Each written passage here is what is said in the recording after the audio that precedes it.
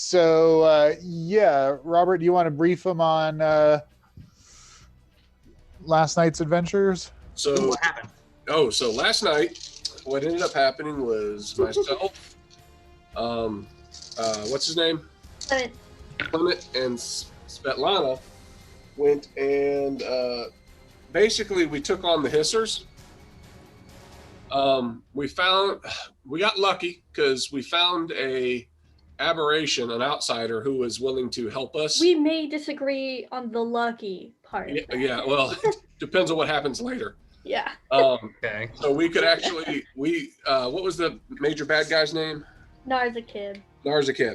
We were able to basically ambush him, and through magic and trickery and other things, we were able to save. Some major plays from Svetlana's and your lightning thing. My goodness. Your lightning thing and Svetlana's suggestion was like the MVP. It helped definitely, but we ended up killing Narzakid, and we got the magic items off of him. They're not the same that they were. They're not the same that they were, huh? No. He repurposed them. Yeah. Like my claw was an egg basket. Yeah. For spider eggs. That's what it is. And your club became a shield. Became kind of a shield. So my character is repurposing that into a forearm bracer that you can use to block incoming attacks with. The way that he was doing. Because it couldn't be used the way it was before. Well, the way it was before was if I failed a wisdom save, then I got tunnel vision.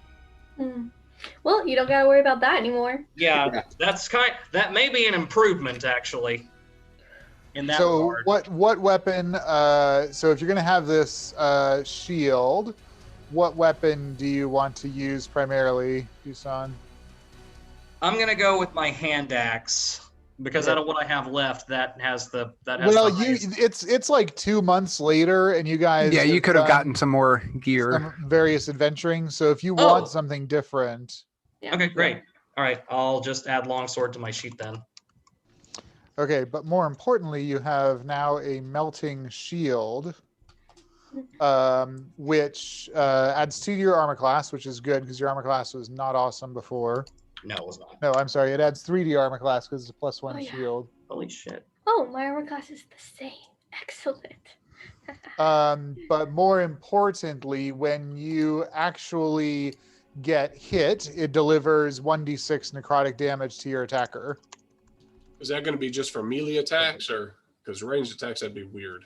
Right. Yeah, for melee attacks. Okay, so melee attackers take 1. Did you say 1d6? Yep.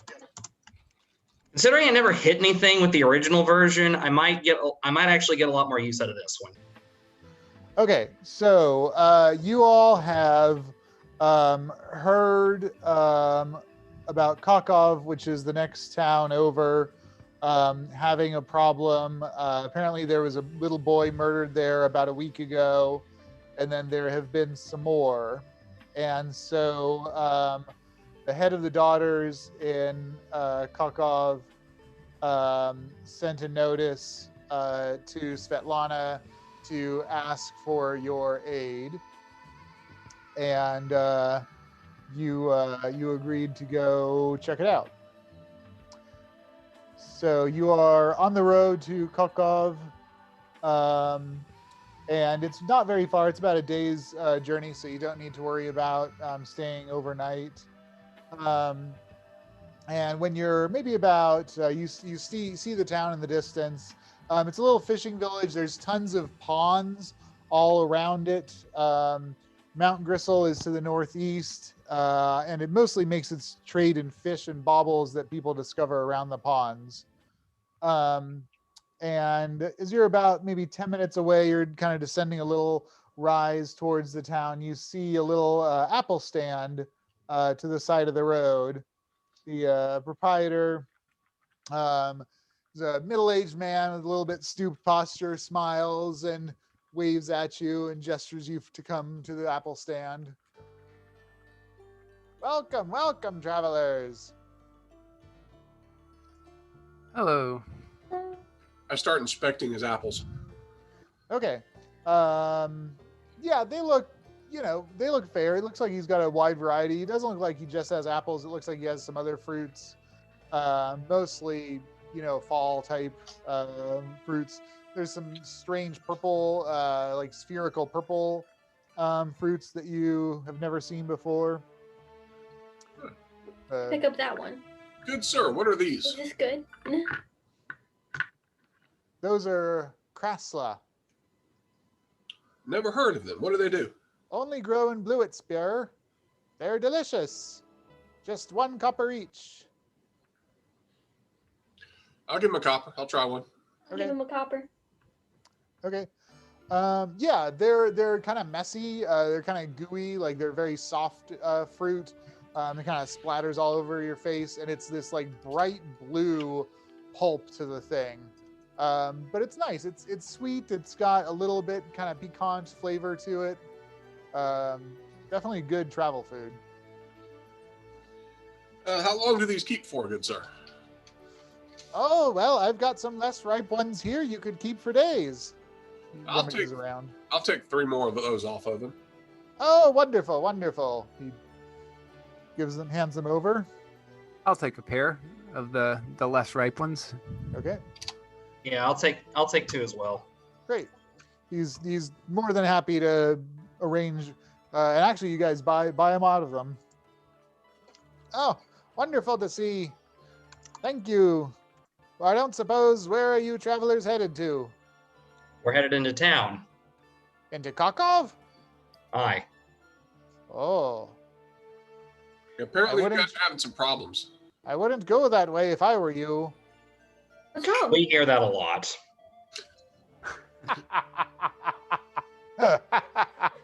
Why in this case? That's fantastic. Get inspiration for that, Will. Yeah, you're always going the wrong direction. Oh, bad things happen in Kokov. People are being murdered in their very homes. By who or what? I don't know. It's always gruesome, I hear. Blood all over the place. Do you happen to know the victims? I do, good sir. What can you tell us about them? Well, I don't. They don't seem to have any relationship to each other. The first one was Mirko. He was a boy. He lived at the orphanage. The next one who was killed, his name was Ramadan. He is a ranger who kept the town safe. And then the one just a couple of days ago is Aja. She's just a housekeeper. So just random people, huh? It seems like it's quite scary. So the sound of a ranger and a little boy being murdered brings up bad memories for me, and I kind of tremble a little and shake my fist. Yeah, I'm not happy about children being killed out. That's just not good. So who's in charge now if the ranger's not keeping safe?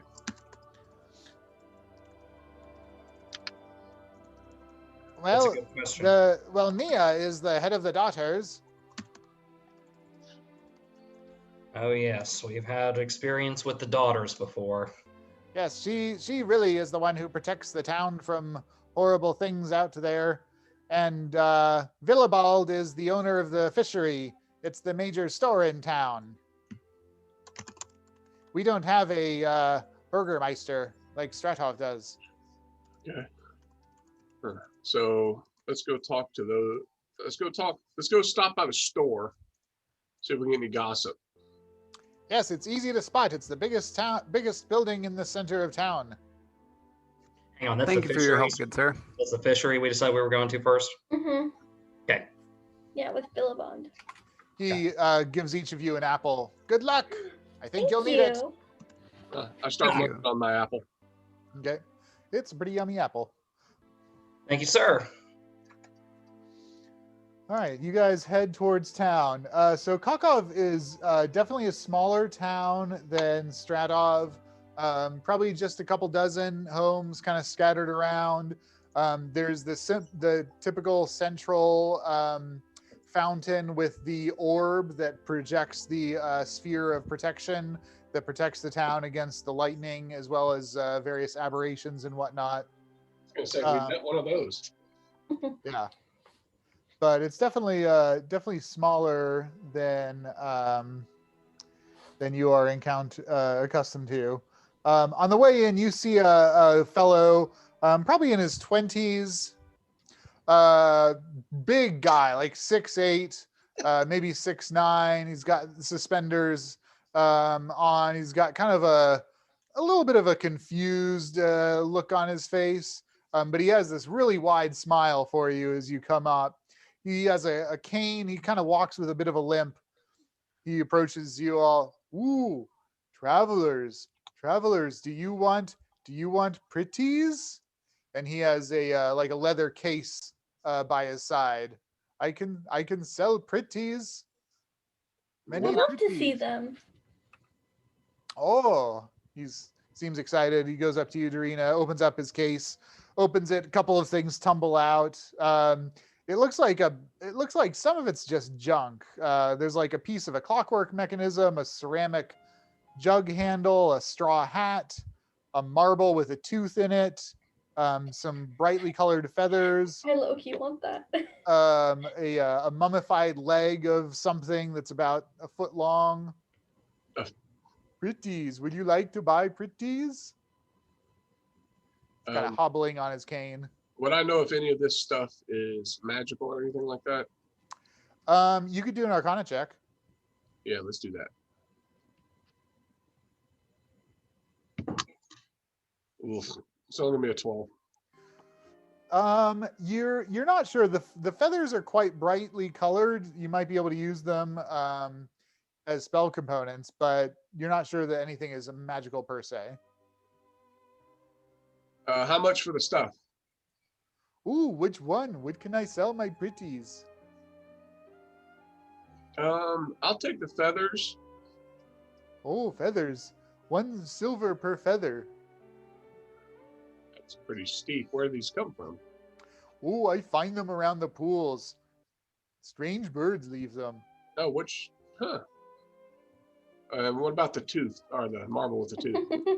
Yeah, found that around South Pool. That's a silver. So, my friend, all of these pretties, you found them all around the pools? Yeah, all over the place. Thank you for telling me that. I think you've been very helpful. Yeah. I'm gonna buy 2 feathers and the marble, and I give the marble to Darina. Thanks, Uncle. Yeah, that You're my sounds uncle, great. right? Thanks, Uncle. Is it a human tooth? Is it an animal tooth? It looks like a human tooth. Yes. Sorry, that's Renee's reaction. Okay, Aurel, put down 2 coatl feathers. 2 coatl feathers going in my equipment. Or my stuff, yeah. He hobbles over to Dusan. Want any of my pretties? No, thank you, my friend. Okay. He closes What up else does he have that's left that he hasn't already sold them? A piece of a clockwork mechanism, ceramic jug handle, straw hat, and a mummified leg of some kind of creature. Okay. I've only got 4 silver. I'm not. Wait, what happened to all your money? You guys are pretty poor, actually. I have some money marked down on my sheet from I have before. money. I've got 33 gold, but only 4 silver. Right. Oh, yeah. Okay. Yeah, that's you give him 1 gold and just get all of his stuff. Well, then what would he do? Well, then he would buy a meal and eat it. Thank you, travelers. Always good to see travelers wanting to buy my pretties. Thank you. If you find What's any your more name? stuff, let us know. What's your name, Albin. sir? I'm Albin. He kind of stuffs the briefcase under one arm, leans on his cane and sticks his hand out to shake yours. Thanks. I'm Albin. Good to meet you. I reach out and I shake his hand. Okay. Good to meet you. I'm Elena. He almost overbalances and then corrects himself, sticks his cane out and stabilizes. Is he old? No, he's like in his 20s. What happened to you, Albin, that caused you to have to use a cane? Oh, I got stuck in a pond. I broke my leg when I was not young. I'm sorry that happened to you, Albin. Yeah, it hurt. Is that also where you find your pretties? Yeah, I find my pretties around the ponds. Okay. Do you know anything about these people that were killed? Oh, it's so scary. What's scary about it? Oh, people getting hurt. I don't like people getting hurt. He kind of clutches his bag to him as if it's like a security blanket. No, it's not good when people get hurt, is it? It's not good when people get hurt. Well, Albin, that's why we're here. We're going to do our best to make sure no one else gets hurt. Oh, good. Did you see who hurt these people? No, I don't know anything about it. Okay. Do you know of someone who might? Oh, yeah. Well, you can always talk to my sister. My sister knows everything. What's your sister's name? Valerie. Valerie. And where's Valerie? She's at home right now. Will she be at home later? Yeah, she stays at home and takes care of me. Like a good sister. Yeah, she's a good sister. Thank you, Albin. Thank you. Where is your home? Oh, you want me to show you my home? Okay. If we wanted to go visit her. Let me show you. He turns around and starts hobbling off on his cane. Well. Oh. Do you follow after him? I turn to Darina. I'm like, I was meaning for him to tell us where. I didn't think he was going to go there right now. Yeah, we really do have someplace to be. Albin, I don't want him to just walk off. Yeah. Okay, I call out to Albin. Yeah.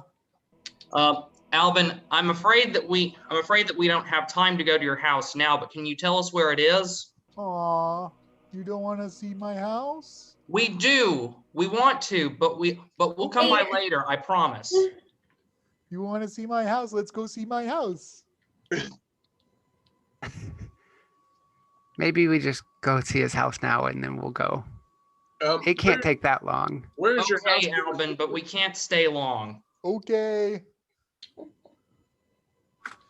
He hobbles his way through town. It's not far. It's a pretty small town. It's a little, single-story spot. It's got like a little garden out front. He points at it proudly. Here's my house.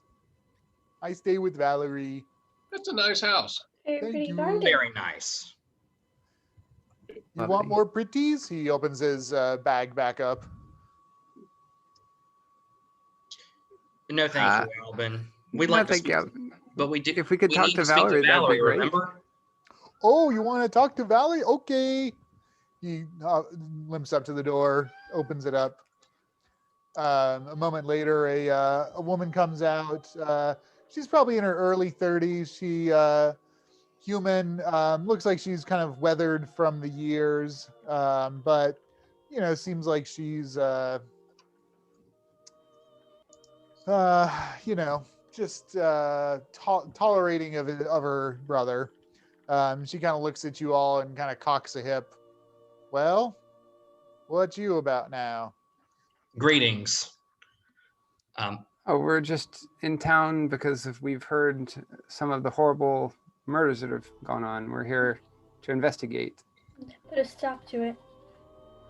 Yeah, Exactly. That's good. You better. It's dangerous here now. We'll do the best we can, good woman. Albin here was telling us that you might know something about what was going on. Well, not more than anybody else does in town. And what would that be? Well, the three people who've been killed. Did you know the victims? Yeah, one of them was my friend's partner, Oh, which one? Ramadan. The ranger? Yeah. Your friend's partner? Yeah, he was my guy's Mitar. He and Ramadan were partners. They would go out around the forest together. Gotcha.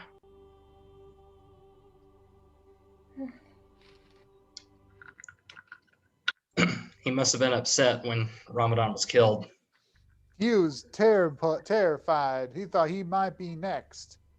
It's scary around town. Who knows what's going to happen? What about the boy? I don't know the boy. Or the housekeeper? Oh, Ajla? No, don't know her neither. But you know her name. Well, I know everybody in town, so does everybody else. Fair enough. Do you know the boy's name? Oh, no, maybe M something? Mirko? Could be. Yeah, you just got to go talk to, if you want to know about that, you got to talk to him over at the orphanage. Okay. Okay. Is that where he died? Where did each one of these people die? Yeah. Well, I don't know about that. I think we're gonna have to talk to Villabond for more information, or Mia. Well, thank you for your help, Valerie. I think we might be seeking out some of the other people in town to try and find some more information. Yeah, you talk to Mitar. He's a good guy. He knows what's going on. Will Right. do. Thank you, Thank you. Valerie. She kind of gives you like a half wave and turns and closes the door. Right. Who do we want to see first? Mia, Villabond, or Mitar? A lot of M's in that. Which one's closest? I mean, again, it's not a big town, so it's not hard. I mean, you can see the fishery from where you are. You can see the fishery pretty much from everywhere in town. It's the biggest building. I think either Villabond or Mia, because those are kind of the people in charge. Yeah. Highest rank. I guess why don't we go to the one who sent to Svetlana, since that's why we're here in the first place. We should go to see Mia. All right. Yeah. Okay. A lot of gossip to be heard. Lot of gossip to be heard at a place run by one of the daughters. That's true. So you guys head to the center of town, and here, so there's the fishery. Obviously, it's the fishing supply store. You also see a building, a 3-story building that has a single word above it called Bevka's. It looks like this might be a small pub or gathering place. You notice that the lettering used for Bevka is the same as the lettering for Svetlana's. Must be the place. Let's go in. Yeah. Head up to the building. So yeah, there's nobody sitting on the stoop as there was at Svetlana's. Seems like there's not very many people around in general. You guys open the door, head on in. It's a very similar layout to Svetlana's, so it's kind of partitioned off. There's like a little salon in one corner. There's actually a proper pub with like 4 or 5 small tables as well. You see a couple of people at one of the tables. You see a server around and about. And then you see a woman who has very elaborately done up hair as one of the daughters who's in the hair salon area, who kind of looks over at you, and she stands up and walks towards you. Greetings. I'm Dusan Dolezal. These are my daughters and my brother-in-law. Are you Nea? You see Nea has a very striking appearance, young, probably in her 20s.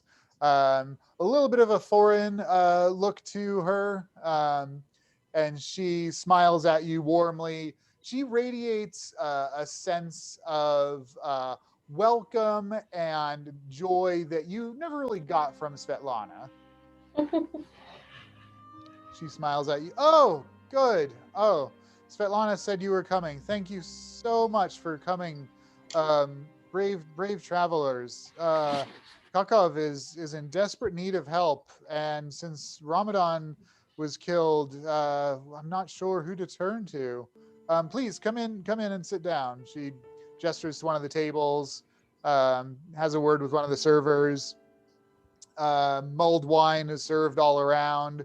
She raises it in a toast. To you, please enjoy. He has a sip. A drink. Thank you. So do you have any idea of what's going on with these murders? Well, I can tell you what I know. Mirko is an orphan at the Darina orphanage. You should definitely talk to the mistress there, Adolessa. He was murdered in his room about a week ago. Adolessa can give you more details, I'm sure. He has a friend, I believe. I've heard that he has a friend who's quite traumatized by it all. So I'm not sure. I haven't spoken with Adolessa about that. And then Ramadan was killed. Oh gosh, 5 days ago now. Where was he killed at? He was also killed in his house. As far as I know, he lives alone. He has a partner though. Two of them often go out together. Midar Bev is his partner. Midar, I think Midar's house is right next to Ramadan's actually. But Ramadan was killed. Midar said he went to see him the next day and found his body and a horrible amount of blood. I went to have a look, and it looked like Ramadan had been attacked by some kind of sharp cutting implement. I'm not a physician, you understand, but I'll look after some wounds, and it looked like he was cut up. Okay, and what about the housekeeper? And Ajla is very strange. She was killed, I believe, in the morning. I think her husband had gone out at that point. Her husband, Senad, had gone out by that point, by mid-morning. And then when he came home for lunch, found her. He called me. I went to look at her, and it looked like very similar to how Ramadan had died. It looks like she had been cut up and bled to death. Were the homes and orphanage, were they broken into? I'm not much of an investigator, you understand. I didn't really look into that. Okay. We will look into that later. Have the various rooms, do you know, have they already been cleaned and picked up and put back together? No. Ramadan's house, he was the only one who had it. I'm sure Mitar will take care of it eventually.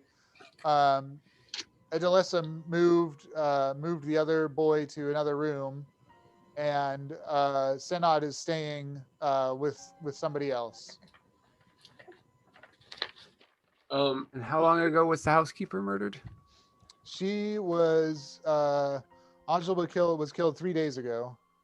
She's the most recent. Was a week ago exactly for Mirko, yes. Well, that's a pattern, which means someone might die today. Well, I'm glad that you're here. I'm certainly. I don't know. The orphanage. I don't go over there. That's very much Adolessa's domain. I don't know what she gets up to there. Certainly, there have always been rumors that there's various improprieties going on. I am suspicious of her myself. Well, so far it seems that people are dying when they're alone in their own homes every other day. So maybe we can, if possible, put out an order to the town saying, don't be alone, especially in your own houses. Since that seems to be the pattern for now. I can certainly suggest that. I'm not sure if people will follow it or not, but I can say, yeah. I mean, if they know they're going to die, surely people will do the easiest things. Just sorry. I know this isn't a very big town, but does it have a herald or a crier or someone that we could get the word out to? Oh, I can tell everybody. That's not a problem. Excellent. And while you're in town, do you need somewhere to stay? We have an empty house, not Ramadan's or anybody else's, but we have an empty house I can put you into. Sure, we'd appreciate that. Do you need anything Wonderful. for rent? Wonderful. No cost. I'll make sure it's warmed up for you. Thank you. So much. What else can I help you with? I'm so glad that you're here.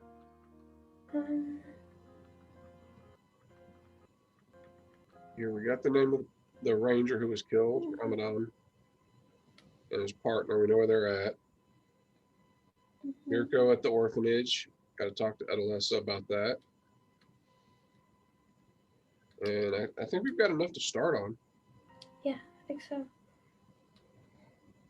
So, I am concerned that Adolessa is up to something up at the orphanage. I don't trust that woman. I do have a question. You said bled out when you were talking about the housekeeper. Like her cuts, were they like, did it look savage or did it look like she was cut and then she just...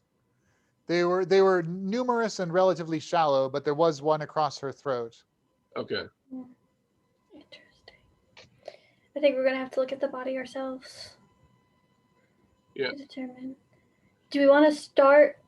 Well, first off, why do you not trust Adolessa?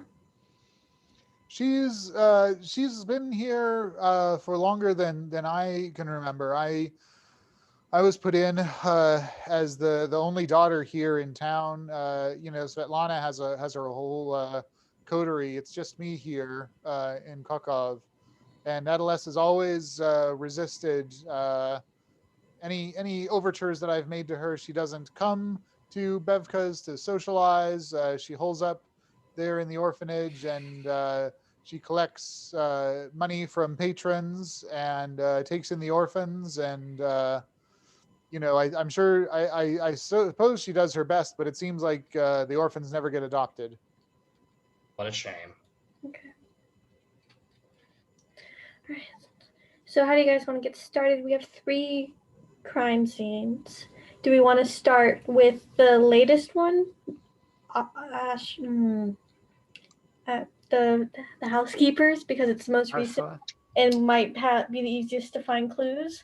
Or do we want to start with Mirko's, who is the latest, and try to find anything before it's gone for good? Why don't we go to Mirko's first?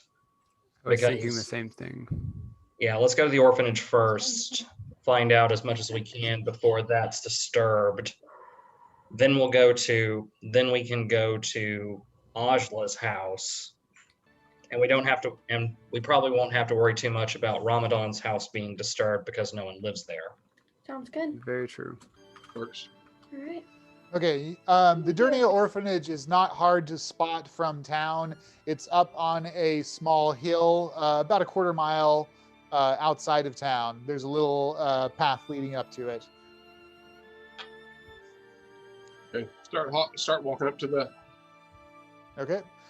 You head up the path. As you do so, about halfway up the little hill, you notice that there is a cemetery to the right that has dozens, maybe hundreds of graves. The cemetery kind of wraps around the hill, and they're all very small. They're like child-sized graves. Wow. What kind of hellish place have we come to? As you approach the orphanage, it's this monstrous 3-story stone rectangular structure. There's no art to it at all. It's a simple, blocky building.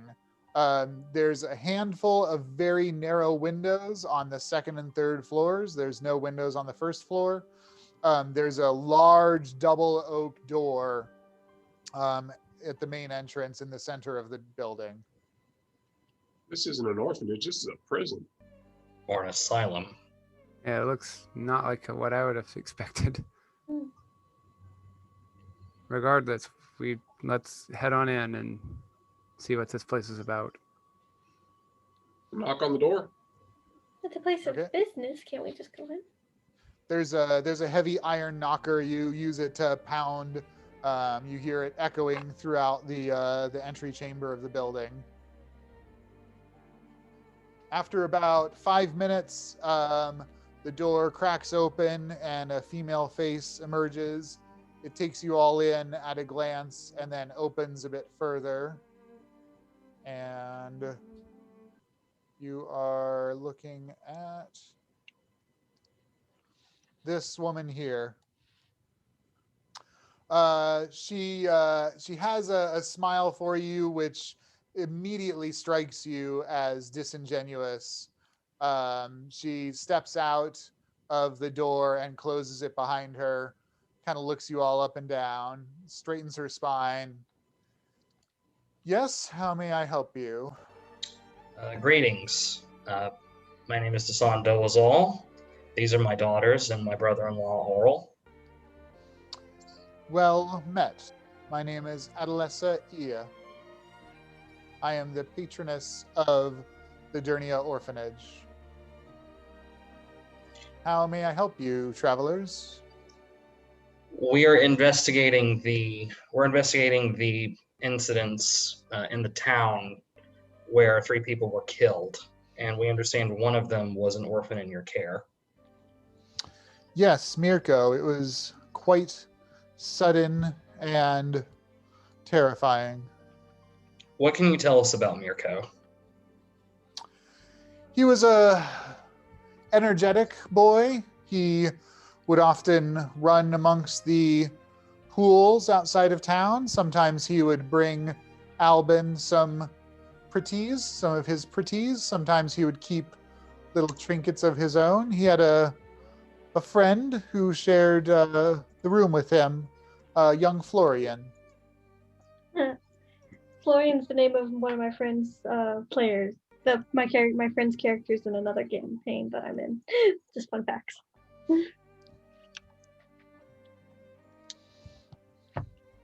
Okay. Where is Florian now?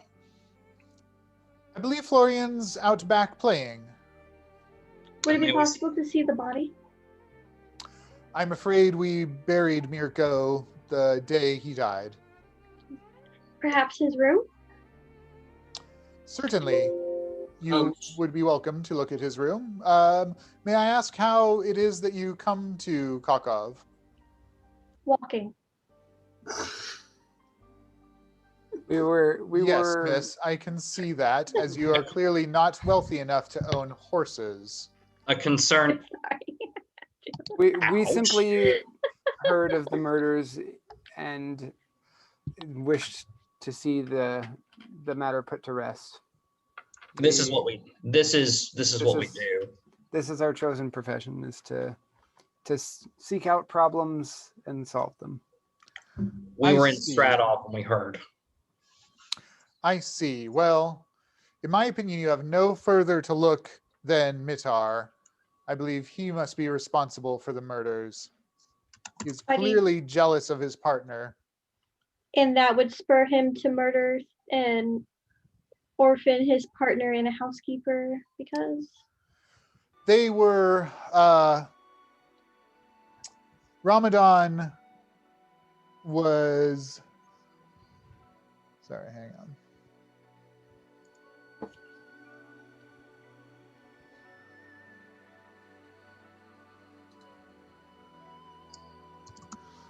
Mitar had visited me a number of times, interested in adopting here. I believe that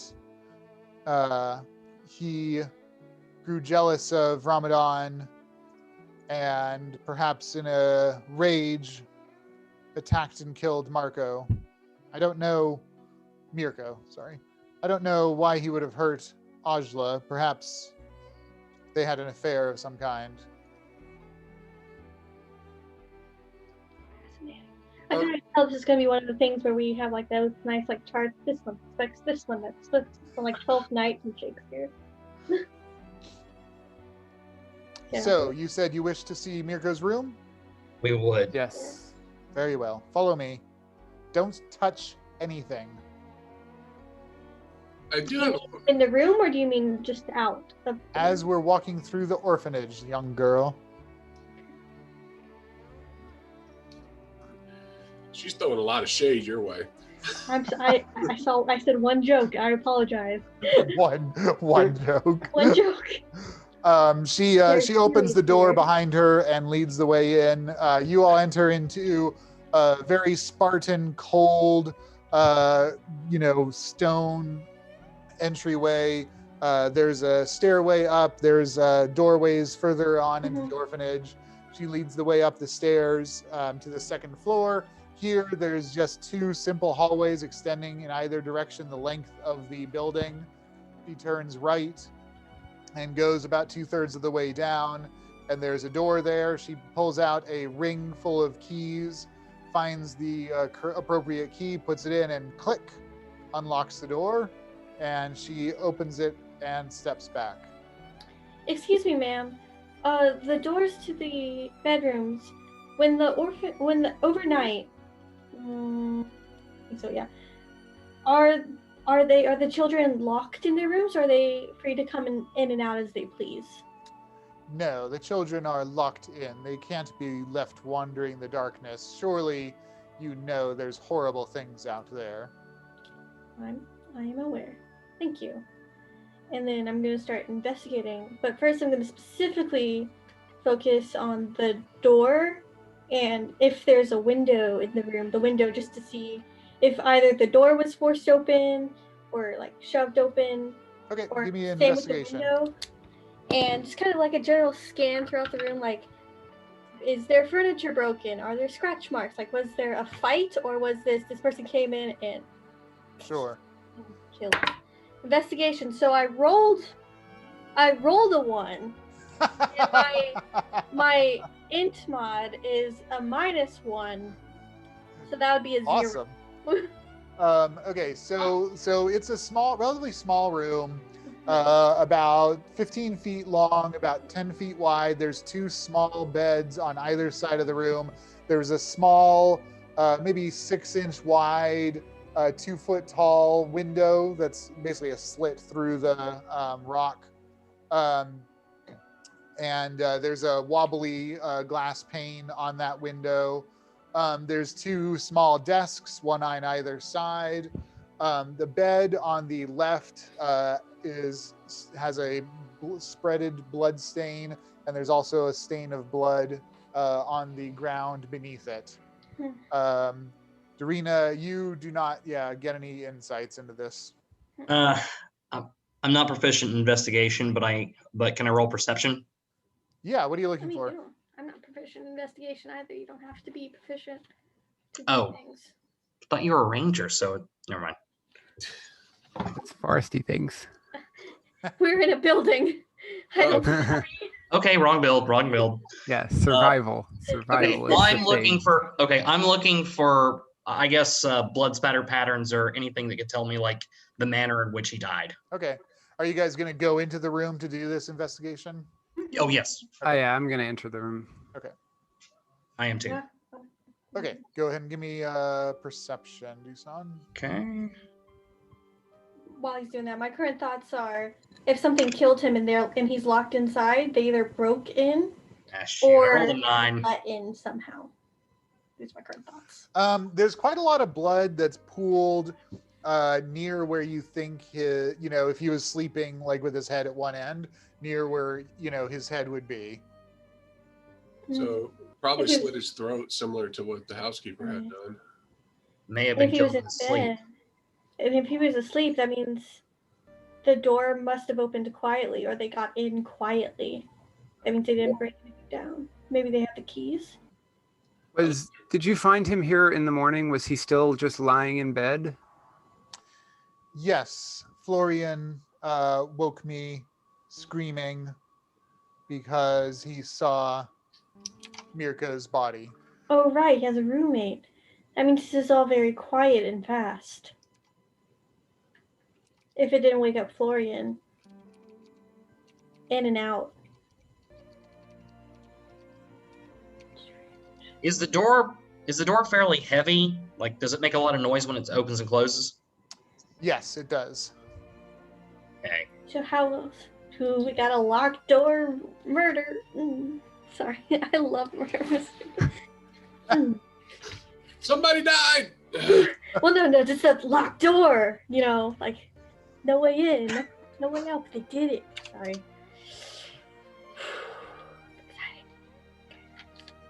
Interesting.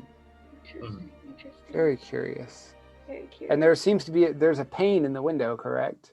There is. It's like a very poor quality glass pane. Like it only lets in light. You really can't see through it very well.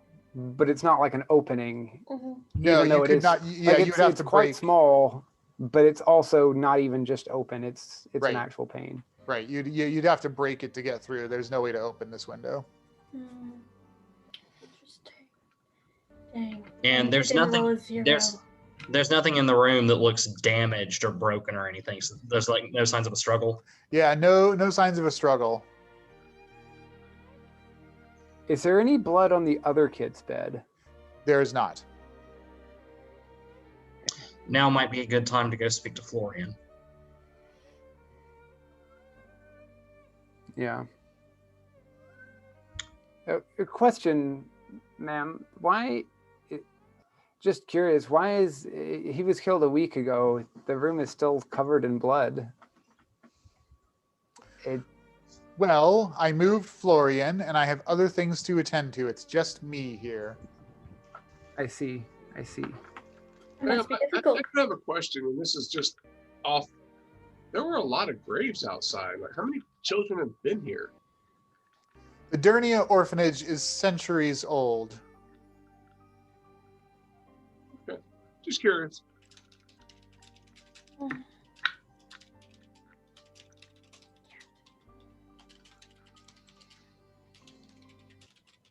So my question now, and I'm addressing the group to this, what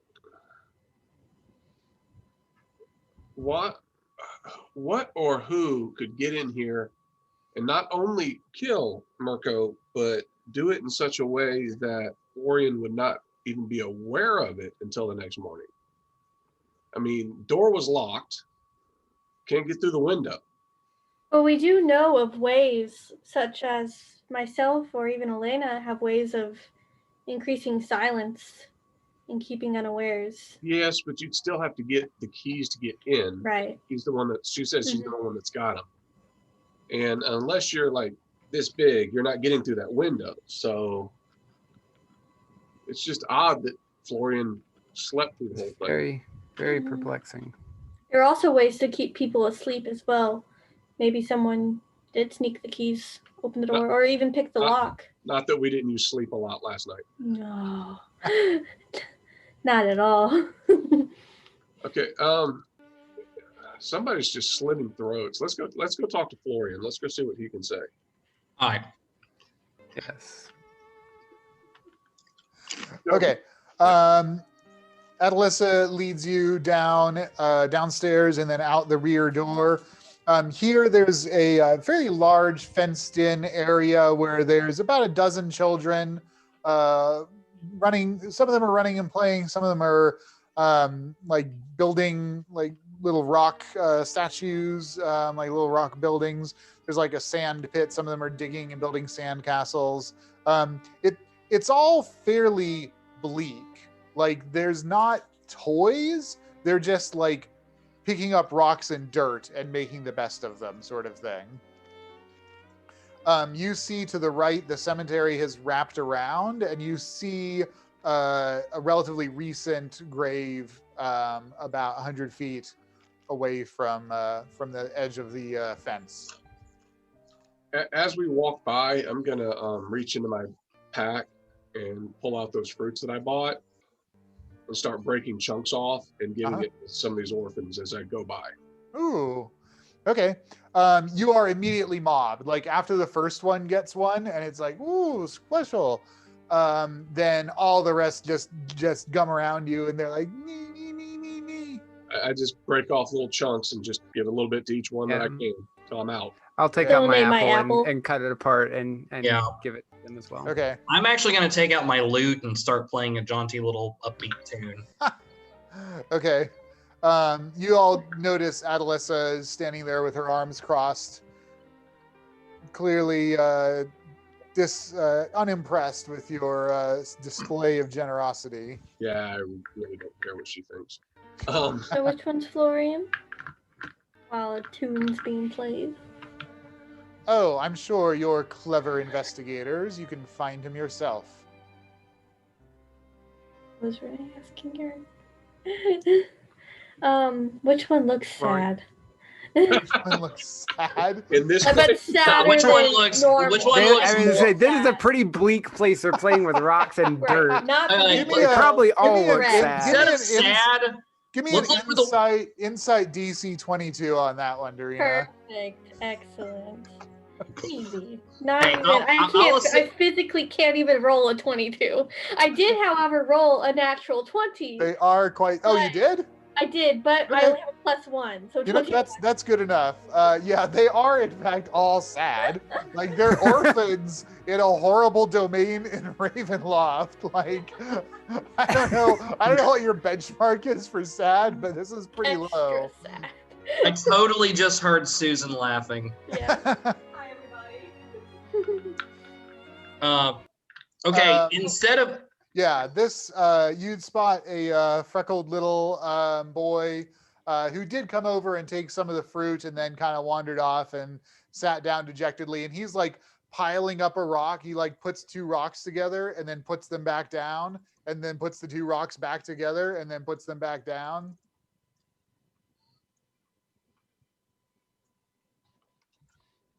who's our So he is the saddest of the lot, Darina. Well done.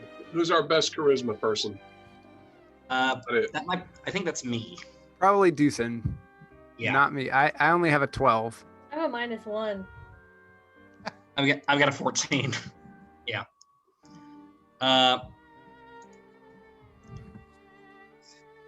So I'll go up to him and I'll use sleight of hand to pick up a rock and try and do a little magic trick with it. Okay, give me a performance.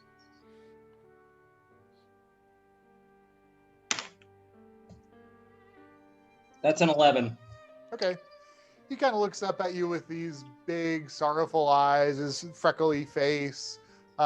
He's tracking the rock, but he doesn't seem like he doesn't crack a smile or anything. He's just looking at you. My name's Dusan. What's yours? He looks down at the rocks for a minute and he kind of takes a minute and he says, I'm Florian. Florian. It's nice to meet you. He doesn't respond. He goes back to stacking his rocks. I understand something really bad happened to you last week. He doesn't respond. He's just kind of looking down at the ground. Something really bad happened to me a long time ago. I lost my son. And then I lost my wife. You lost someone too, didn't you? Yeah. I'm sorry you lost your people. Thank you.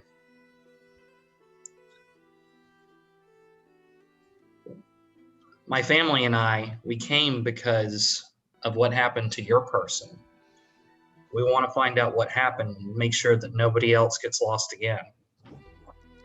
Give me a persuasion with advantage. All right.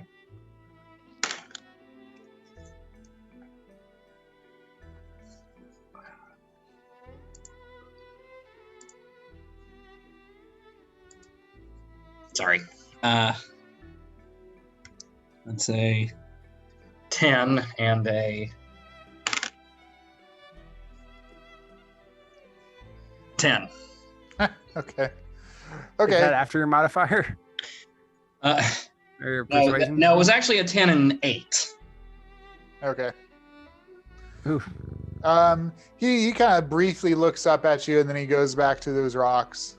He starts tracing a circle in the ground with one of them. I'm gonna come over and sit down next to him and say, we're here to help. It would be very helpful if you could tell us what you know. Could you tell us what you saw that morning? He kind of shrugs. Give me a persuasion check, Elena. Not great. Persuasion. Yeah, that's a 4. Okay. He doesn't even look up at you. He's just looking at the ground.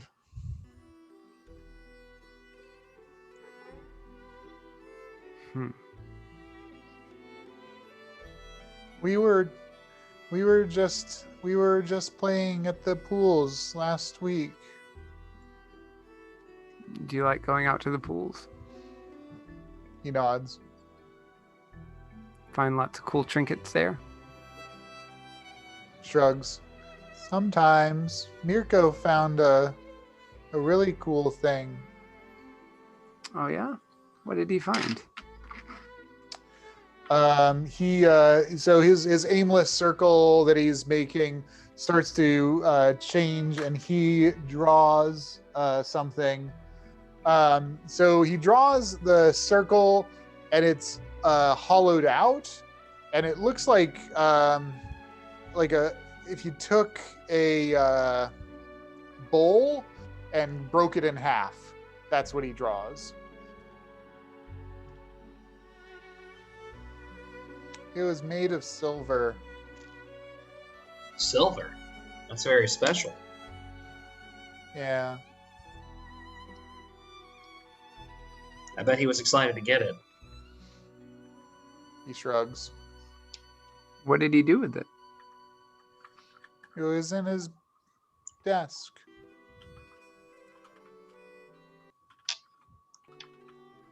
Is it still there? I don't know.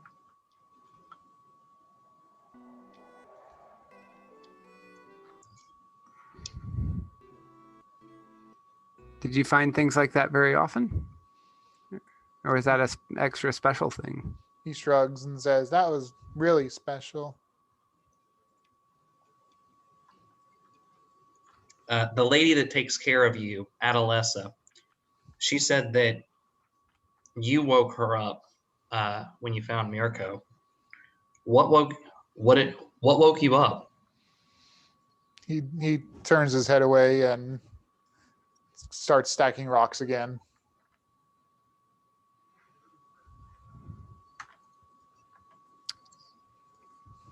Have they found you a new room to stay in since then? He nods. Do you have a new roommate this time? No, just me.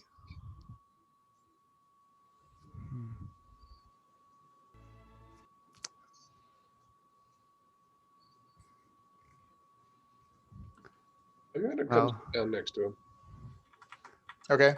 and just sort of trying to be a comforting presence.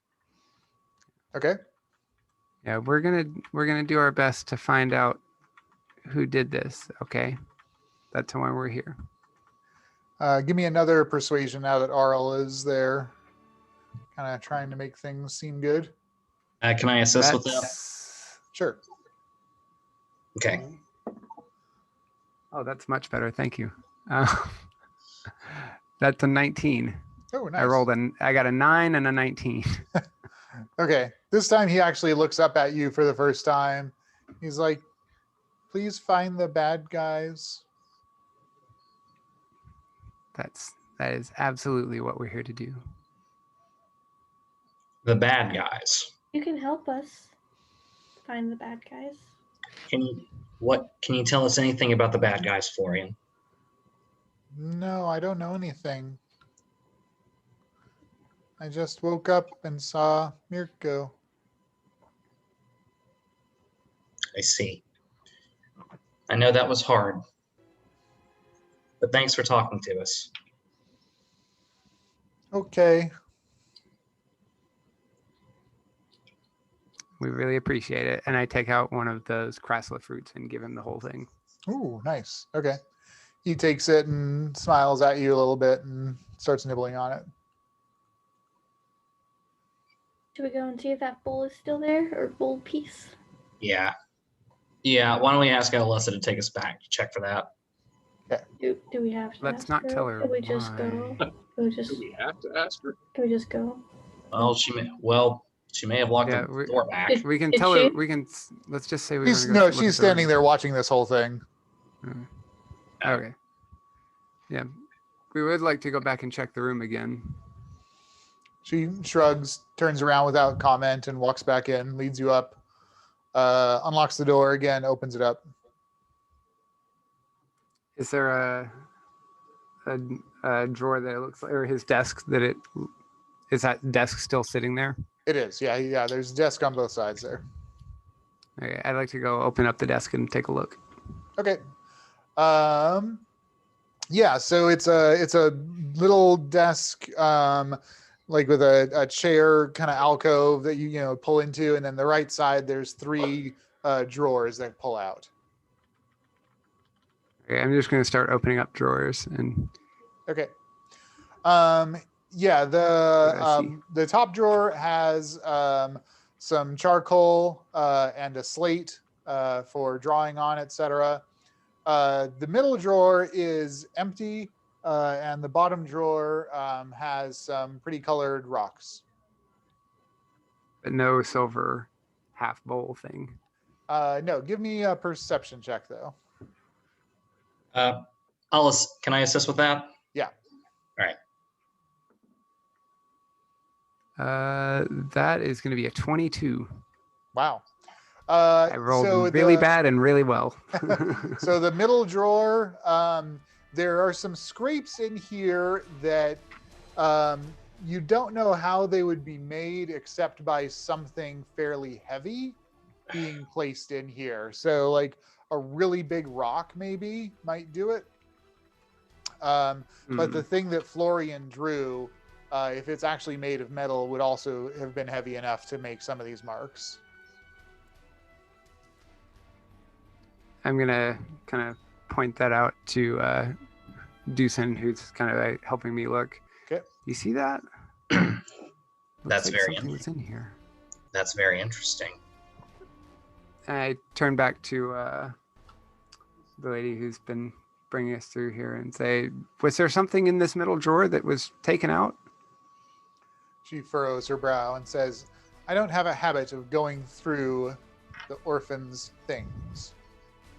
Does she look like she's telling the truth when she says that? Hey, She a little that lie? wasn't a no. Yeah. What's your insight bonus, Darina? It's a +1. Yeah, I mean, she thinks Got a like +6 to insight. thinks like she's Okay. being genuine.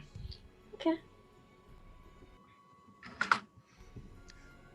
But she's also like you get the sense that she's telling the truth about that, but that she's also, I mean, you get the impression she's not happy with you being here. I'm not happy with her being here either, so it's fine.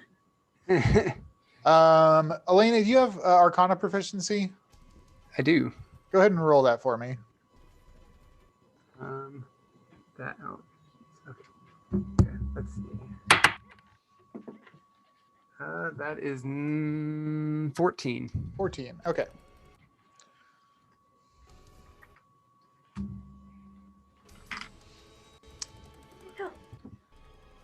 Okay.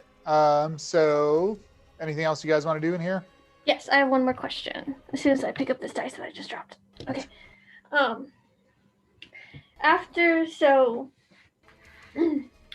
Whenever and whatever killed Mirko, there was a lot of blood splatter everywhere from it.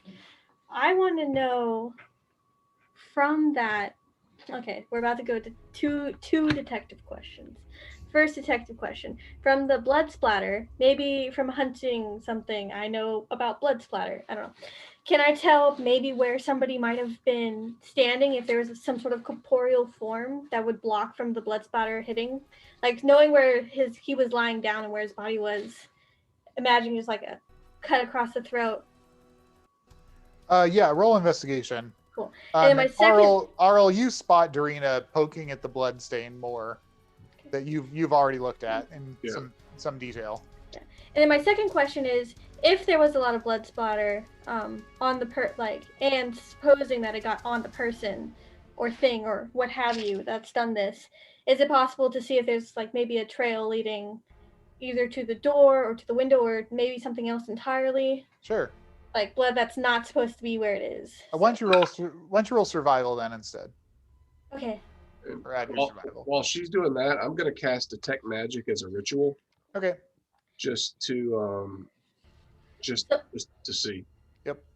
So I have favored enemy, which gives me advantage, but only at certain times. I have no idea. What are your how to favorite call enemies? Lycanthropes and undead. Okay. What'd you roll with your survival? 10. Okay. So you don't see any tracks. I mean, given the amount of blood, you're a little bit surprised that you don't see any tracks. So you all notice Aurel settling in to do his ritual detect magic, which you guys are familiar with. Adolessa is frowning as you're doing this, Aurel. You finish the spell, and you get 2 blips of magic. You get one in the middle drawer. This is registering transmutation magic. It's just a residue.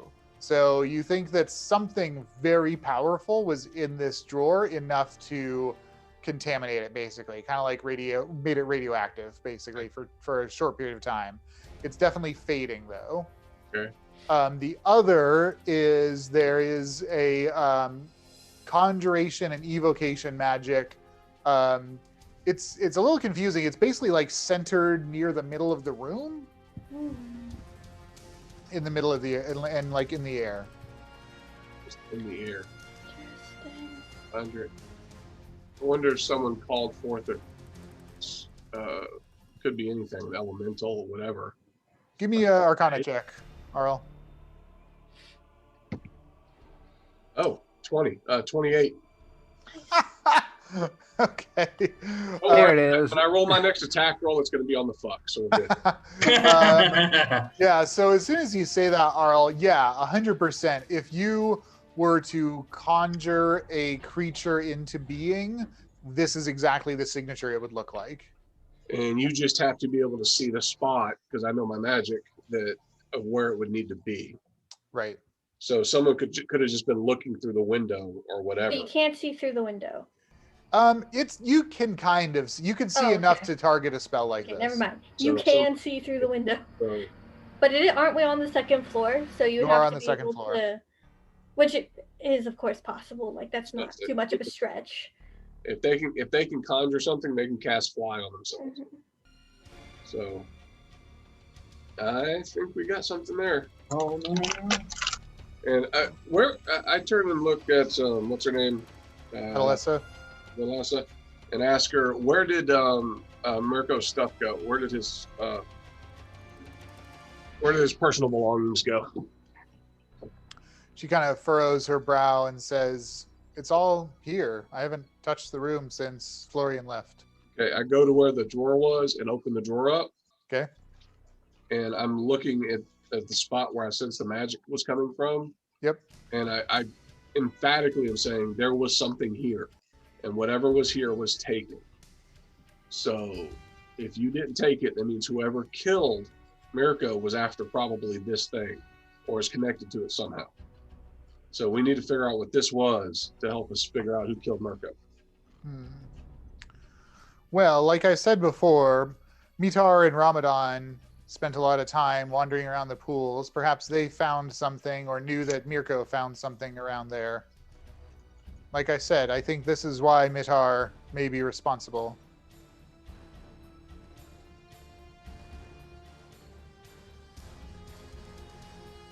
Okay. You really think that Mitar could be so jealous of Ramadan that it would lead him to murder? People are responsible for horrible things in this world. That's true. Well, thank you for your time. Thank you for allowing us to take a look around. If you are done, I will escort you out. Thank you. She closes the door, latches it again, Yeah, we're not going to learn anything else here now. leads you down, out the front door. She, as soon as you are out, she doesn't even say goodbye or anything. She just closes the door and you hear it latch. Right. Do we want to go to the housekeeper's house? Ajla? Yeah, Ashla. that sounds good. Yeah, let's go. Oh, sorry. Do we know where her house is? Yeah, you guys, Nea basically gave you directions to all the people in town. Again, it's not a big town, so no problem finding things. Okay, so you head to Ajla's house. It is abandoned right now because her husband Synod is elsewhere. All right. Is the house open? And can we like just Yes, walk it is. in? Yep. Okay. Yeah, Nea has basically you get there and the door opens. You realize that Nea's probably spread the word already that you guys are to be given full access to whatever you need. Was Synod there when she died? I can't remember. Sorry, say again. Was her husband there when she died? or- Synod, no. He was It gone. happened in the morning. He had gone off. And he has yet to return. No, he came back. He came back and found her at lunch. Okay, I got you. Yes. Okay. Yes. Yeah, and he's staying with someone else right now, right? Right. Okay. All right. So she was okay. Let's just go to the room then. Okay. So you guys check out the house. So this murder happened in the cooking area. The whole story is basically one big room. There is a separate bedroom, but it looks like the blood is in the cooking area, kitchen type space, and it is all over the place. This is a very different scene than the one that you just came from. It's on the ceiling, it's on the walls, there's a little window. It's all over the floor. It even flew into the living space that's about 20 feet away. This is a mean scene. Somebody. Heaven hells. And So everybody, this one looks like it's more of a fight, more of a struggle than give me a it wasn't- Constitution saving throw, everybody. Oh, boy. Let's go. You mean Oh, that's intelligence? pretty right? good. Oof. That one's 16. Okay. that's good. 7. 7 is not good. It's fine. 7 is also not good. 5. Dude, I like the little from Sue. Yeah, isn't that a nice little? Hours of entertainment. Okay. You guys become momentarily incapacitated as you are struck by horror and a bit of a roiling in your stomach as you're watching this scene and just imagining this woman fighting off someone or something and ultimately succumbing to the blood loss, and just imagining her life leaving her and her dying in this space alone. Just dry heave a little bit. Oh my god. You overcome it eventually because you are experienced travelers, but you are definitely momentarily struck by that, seeing this scene. Do we know what happened to her body? Like, did they pick it up? Have they buried it? You did not ask Nea, but based on your experience with Mirko, you're going to guess that they buried her already. Okay. Damn. I guess it's fine. Does it look like this was more of a struggle here? Yeah, you don't even need investigation. Like the fact that there's just blood all over the place. Yes. Go ahead and do investigation, though. Let's do a group investigation on this one. So everybody roll your investigation. I And, also- That's a natural 20. Nice. ooh, nice. I also would like to know, is there a way to see inside of this room, like from outside? Yeah, or- there is. Yeah, Okay. there are windows that are reasonably clear. Just in case I did the same Okay. Also, situation as before. 23 for me for investigate. 23. Okay. Dusan 18. Darina. Help. It's okay, sis. We got it. And while that's going on, I'm gonna cast detect magic again ritually. Okay. Okay, so you guys get a few pieces of information. So, one, you don't find any footprints or track marks like that, other than what you think Ajla may have made as she was stumbling around the kitchen. You think that a single attacker could not do this much damage in the time frame that would result in death. So you think that you're looking at more than one attacker, possibly as many as 5. And kind of like what Nea, I believe Nea already mentioned that she suffered a number of shallow wounds. So that would be consistent with quite a struggle here, where she was just getting nicked up constantly.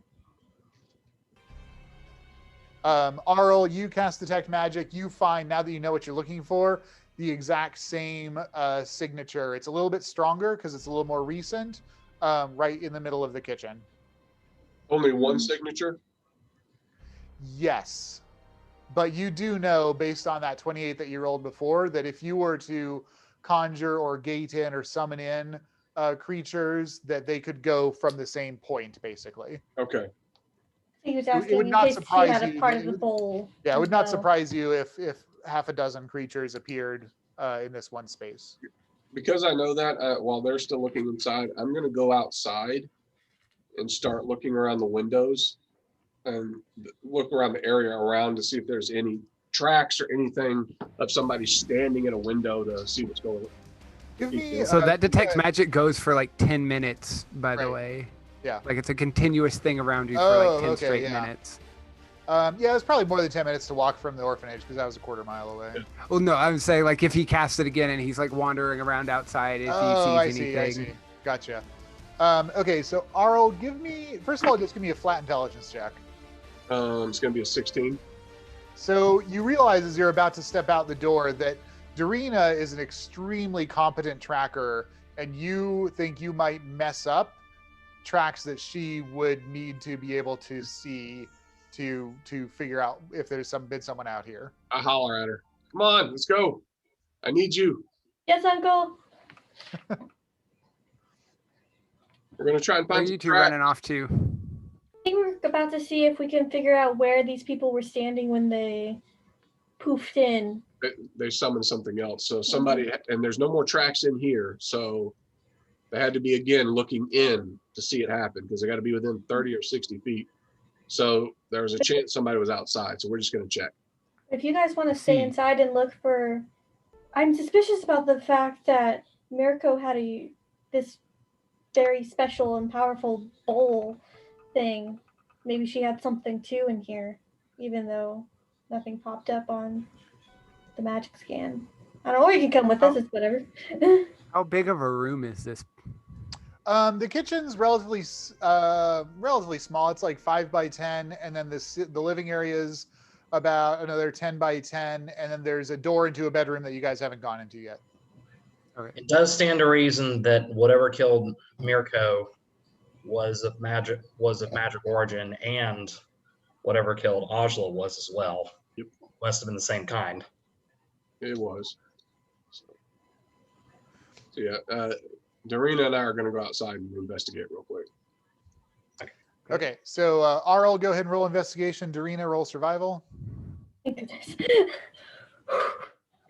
14 on my investigate. Okay. 10 again. Okay. So between the two of you, it looks like probably other people tried to do what you are trying to do. Either that or someone deliberately obscured any tracks that were made here. You see a variety of crisscrossing footprints in like the garden area that's around the house. Looking specifically in where you would look in through the window, same kind of thing. Like you see a few boot prints, but it looks like there's multiple others. So either people were tromping around here trying to find something and they messed up the tracks, or they were deliberately obscuring him. Is my detect magic picking anything up? Not outside here. Good. I mean, it was worth a shot. Yep. Absolutely. Go back inside. Mm-hmm. Okay. So, Uncle, what do you think? What sort of things do you think were summoned here? You said if something was conjured. It could be anything from Fae to an air elemental because they don't have to walk. I mean, it could be anything that could fly. It could be celestial, demonic. There's a lot of things you can summon. However, it's a pretty powerful magic user that can summon something like that, especially summon multiple ones to come in and kill one person. Mm-hmm. It's also a lot of energy spent. So they killed her for some reason. There's something specific we're missing. I mean, a housekeeper. Why do you just kill a housekeeper with that type of magic? Right. Let's go check out the bedroom here and see if there's any clues in here as to what they might have been after. Sounds good to me. Okay, you guys check out the bedroom. It seems like various things have been taken from here, which makes sense. Like it looks like Synod took the stuff that he needed, to say somewhere else. Looking around, the most remarkable thing that you find, Aurel, since you still have your detect magic open, is there is a little nightstand by the bed, and in the top drawer of that, you get a very similar magical signature to what you saw in Mirko's desk. It's a little bit stronger because it's probably more recent. I go open the drawer. Yeah, you open the drawer, and that's how you got the signature. Okay, so, but there's nothing there. There's nothing there. Okay, I'm starting to sense a pattern. Yeah. So whoever did this is after These pieces. Yeah. pieces of something. What? Mirko had the bowl, but we need to go talk to Synod and see what she had. Mate, I think it must be another piece of that bowl. question. I mean, it's Do you common think- for people to go to the ponds to pick up Yeah, that's what I the was thinking. things. Like that's Wait. culture here. Maybe we should go talk to Albin That's to what I see was if thinking. he's seen any pieces like this, or knows, because if he's out there collecting trinkets a lot, maybe he has a piece or has seen a piece or knows who might have found something of that nature. If that's true, Albin might be in danger. Mm-hmm. Well, anyone Right. in danger. That's some of their main. Trade. Trait. Yeah. Thank you. Yes. They make a lot. They make a lot of their money off of trading. Little stuff things in that the they pools. find around the pools. I wonder if this was all found in the same pool, or from scattered across various ones. Albin could probably tell us which one.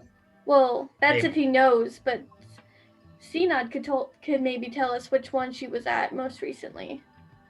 That's also Well, true. And Albin could if he's seen her or if he's found a similar piece, but there's a possibility that maybe he doesn't. And also there's still Ramadan. Yes. I'm sure he has a piece too. It might even still be Or there. had Yeah. a piece. Question is how many if pieces are these there? is any if what we've seen is any indication, I would say he no longer has a piece of whatever this was. Okay, And what sort of magic did you say that this emanated, Uncle? this is Transmutation? The object is transmutation. Mhm. So I'm Interesting. Curious. not sure. Maybe when the bowl's put together, you put something in and something and changes it into something else. Lead to gold. Alchemy.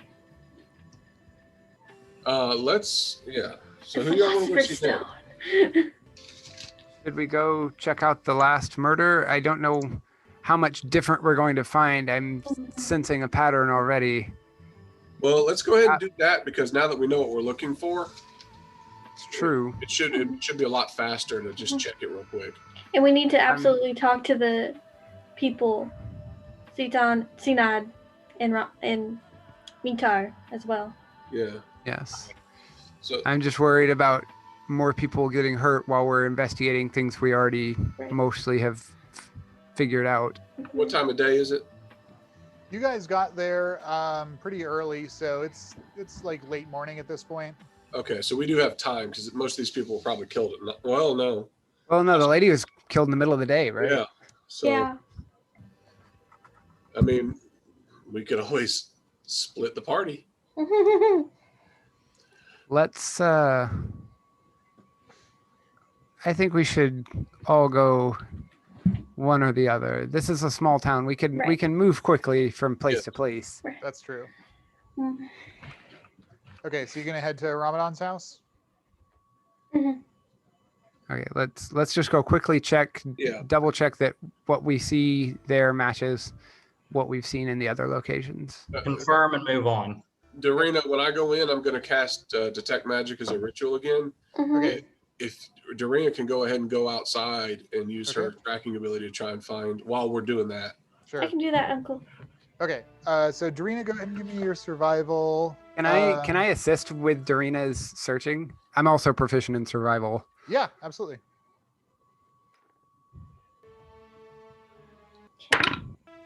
Okay. 22. 22. There it Okay. is. Finally Darina, something good. So you do spot some footprints outside that if you were standing there you would have line of sight inside Ramadan's house. And it looks like these footprints have been deliberately messed with. Okay. Can I tell if, like, based off the size of and shape of the footprint, if it was like male, female? Yeah, it's definitely male, adult male. Adult male. Okay. And if I start, I'm not gonna like follow the trail, but if I start tracking, can I see where the footprints lead to? They basically go to one of the roads that's around town, and from there just disappear into the regular traffic. Right. Okay. And then why don't we do another group investigation check here for Ramadan's house? Roll an 8 this time. 3. 5. 5. Poor Aurel cannot pull out 3, 5, 8, Pull 24. the average up. With the save. Okay. So what you guys find is definitely less blood than in Ajla's house, but more than in Mirko's, which makes sense. He was an adult guy who got killed. It looks like he was killed in his bedroom. This place looks more tossed than Ajla's place. So it looks to you like someone was actively looking for something, whereas at the other two sites, whatever they were looking for, they knew where it was. Interesting. Oh, kitty, my food. And Aurel, you find the same magical signatures that you have previously. So you find there's a sack that's open that has the transmutation signature in it, and then you find in the bedroom that same conjuration evocation. Wash, rinse, repeat. Okay, cool. Pass all that along. Okay. And I'm ready to go back out. Right. All right. Right. Where to next? Do you Albans? think Or we can talk to Albin, Sinad, or Mitar? I have a lot of names here. Those are the 3 people we haven't talked to yet about this. I do have a question to you guys. So the person doing this is someone that was just standing here. Do you think it's someone in the town? Someone who walking around at night is not suspicious? Because this is a small town. Everyone seems to know of each other. At least by face and by name. Yeah. It seems odd. This would be a powerful magic user. It seems odd that there would be a powerful magic user in this town And no that one know. that would be unknown. That seems unusual. Well, no one knew that this was done by magic until now. True, but if such a powerful magic user was in this town, surely the sisters would be aware and would have. Why would they not be someone protecting the town, as opposed to simply the ranger and the other daughters? Unless they Seems unusual. Seems like that would be the kind of thing the town would be aware of. Such a powerful magic user in their company. Yeah. Unless you just don't say. I mean, I don't think you get that powerful in magic without a lot of practice. Yeah. I know it's But that certainly doesn't taken me mean a lot that of you go up to practice. somebody and be like, hey, by the way, I can summon a whole bunch of things. No, but let me just tell you from experience, magical practice is not always the most discreet. Sometimes the spells don't quite go how you want, and it makes a lot of noise and a lot of things Well, they don't have to happen. have practiced here, nor do they have to have lived their entire lives here. This could be someone who's just immensely talented naturally, like a really powerful sorcerer. True. Maybe they knew by legend or lore that this bowl, whatever it is, was here, and they've been here waiting for it. I don't know. They know what they're looking Curious. for. Since we're right here, let's go ahead and go next door and talk to Maitar real quick. Oh, yeah. Yes. He's right next door. That's true. Okay, Okay, yeah, so- let's go. Okay. You head next door. The door is answered by a mid-30s human male, beard. He's dressed exactly like this, like he's in his house walking around like this. Dude needs to get a life. He opens the door and looks you up and down. Ah, you must be the investigators. Greetings. Come in. Thank you. Waves you in, sits down at a table, gestures for you to have a seat on a couch. My name is Mitar Bevg, and you are? I'm Dusan Dolezal. These are my daughters, Darina and Elena, and my brother-in-law, Aurel. You are well met. I am so glad you are here to look into these horrible murders. We understand that one of the victims was your hunting partner. Yes, poor Ramadan. It's a terrible way to go. And what way is that? Well, murdered, of course.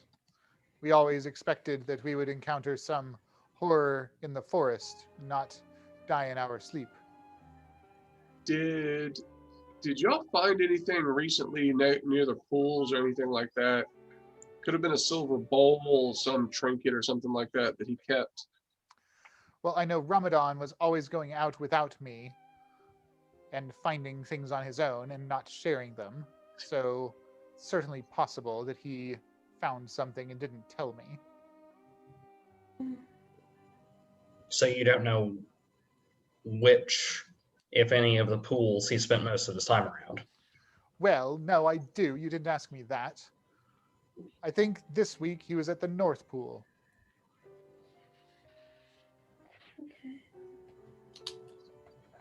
That's very helpful. Thank you. I can't cast detect magic quietly. Dang it. Okay, yeah. I guess he doesn't tell you, or maybe you noticed yourself. Do you happen to know the last time he went to the pool? Maybe you went over and he wasn't home? Yes, it was the day before he was murdered. He went out to the North Pool without me. Interesting. I see. Have you spoken to Senad? I think he has something to do with this. Why Why do do you you suspect Sanad? He was always jealous. Of us, our success, Ramadan's success. What does Zanod do for a living? He is a woodsman. He cuts wood. So, why would he be jealous of y'all, your hunters? He's a woodsman. I think that they had marital problems. Marital problems. Sinad and Aja. What makes you think that? Well, she's my sister, you know. She told me things. Aha. Yes. That's new. No, I think we did know that. They were trying to have a child. Weren't you trying to adopt a child yourself? Who told you that? Town gossip? No, it was at a Lhasa. Oh, the patroness. Mhm. Yes, I went up to the orphanage a couple of times, interested in adopting a child of my own. I have not been very lucky in love, you see.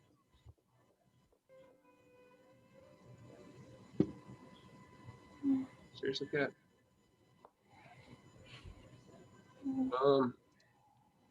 So why didn't you adopt one of the children?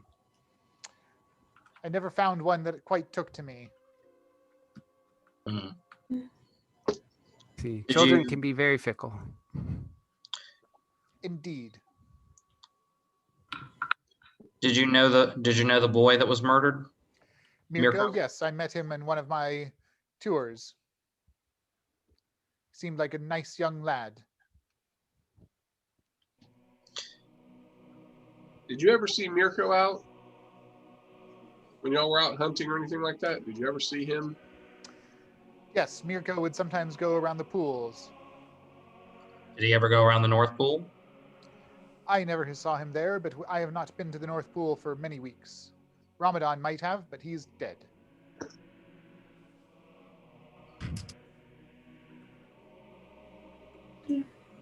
I don't know what else we can get from this guy. Yeah. Make I sure think to we need. talk to Sanad. He's suspicious. I don't trust him. I think he has something to do with this.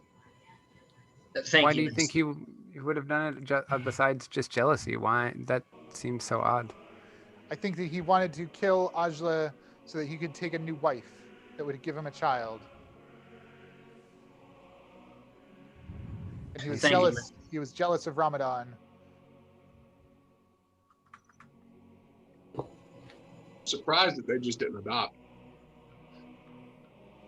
I am as well. I don't know why they chose not to. Maybe they did go up and talk to them. I never heard about it. Well, perhaps Zanod will tell us. Perhaps. Yeah, I agree. I think we should get going. Mhm. This guy's a brick wall. Thank you, Master Ranger. We'll do exactly as you suggest. Good luck investigating. Let me know if you need help going out to the pools. It's dangerous out there. We appreciate that. Anything you might warn us of? Should we go that way? There's all sorts of horrible creatures around the pools. Don't get too close to the water. Thank you for the advice. No. Good day. He stands up, opens the door, ushers you out. I leave. Yeah, same. Tuesday night. Sanad, or do we go to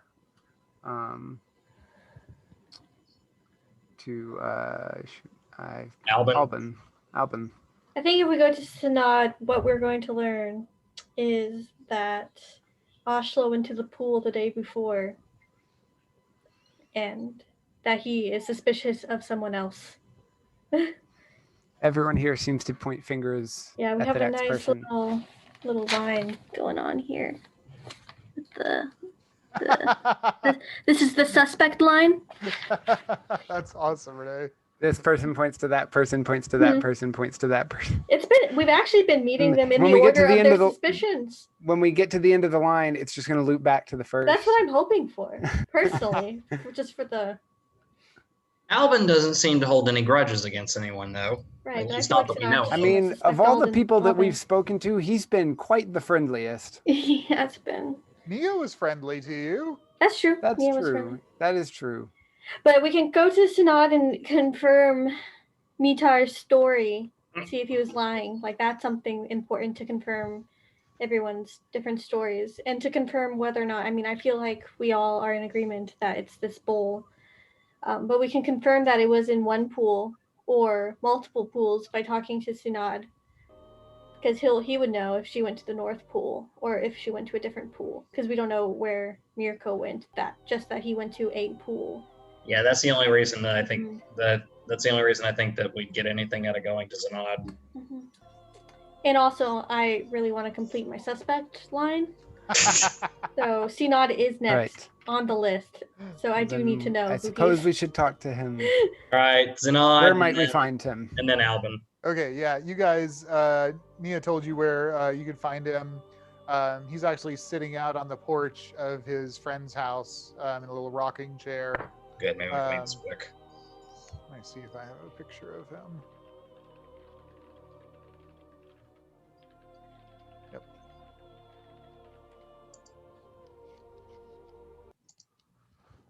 So this is Sinad.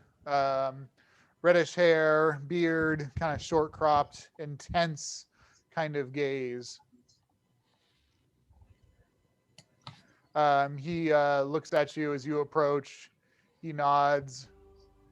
You must be the investigators. I repeat the same greeting that I've given everybody else. I am Dusan. This is my family, blah, blah, blah. I'm Sinad. Please join me on the porch. Thank you, Master Sinad. Are there other seats? Is he like sitting down on the... He is sitting down in a rocking chair, and there's a few other rocking chairs. I go take a seat in a nearby rocking chair. Okay. We understand that you've been through a traumatic experience, and we don't want to impose upon you more than we have to. My poor wife, whom I loved with all my heart, is gone. Yes. How sincere does this seem? Roll insight. Yeah, roll your insight. Okay, I've got a pretty decent, respectable insight, I think. Yeah, no, my insight's amazing, actually. I still rolled like 19. garbage, but I got a 12. Okay. Plus 6, and I... Yeah, Dusan, yeah, I mean, he's not, like, making light of it, but he's just a bad actor.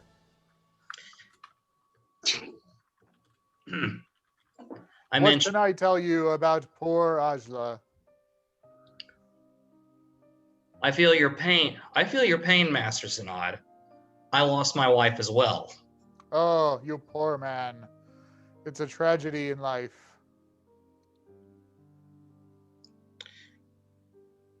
We were wondering if you know if Ashla went to one of the pools the day before she was murdered.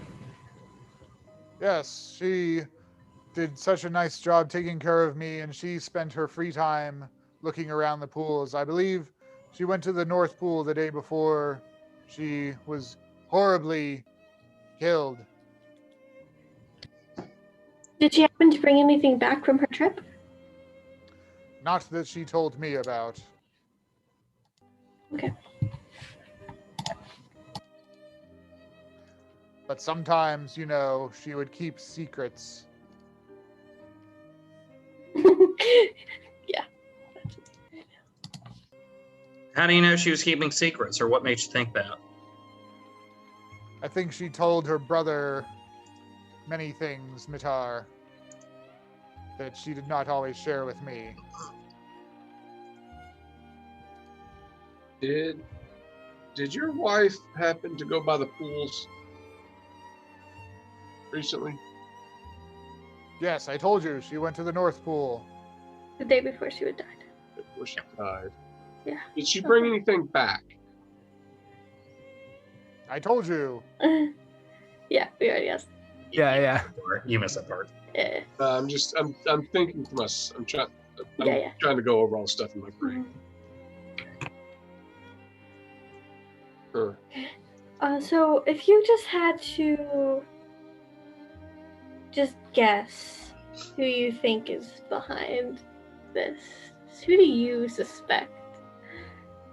Just no reason. I pull out my little line. I think Adolessa is suspicious. She denied us a child numerous times, even though we could have provided the child a wonderful home. She had no reason to say no to us, and now my wife is dead. One of the orphans is dead. I don't know why she would have hurt Ramadan, but she is no friend to this town, that woman. I see. Okay. Have you seen Albin? Only this morning. Okay. You also notice he has a clear glass bottle at his side, and he grabs it and takes a swig out of it, puts it back. I'm not going to fault the guy a little day drinking considering his wife's dead. Been a hard day. Hard time. Okay. Well, I hope you catch whoever is responsible. Have you spoken with Adolessa? We have. We have, Did you see yes. her office? No, did not. we did not. You should spend time in her office. There's many mystical things there. How do you know? I went to interview for a child, as I said. And you saw mystical items. There are various things, books and such like, that I could not identify. Interesting. Did you describe any of them or anything that actually specifically stood out to your mind? He grabs a stick and draws a symbol in the dirt. Elena, give me a religion check on that one.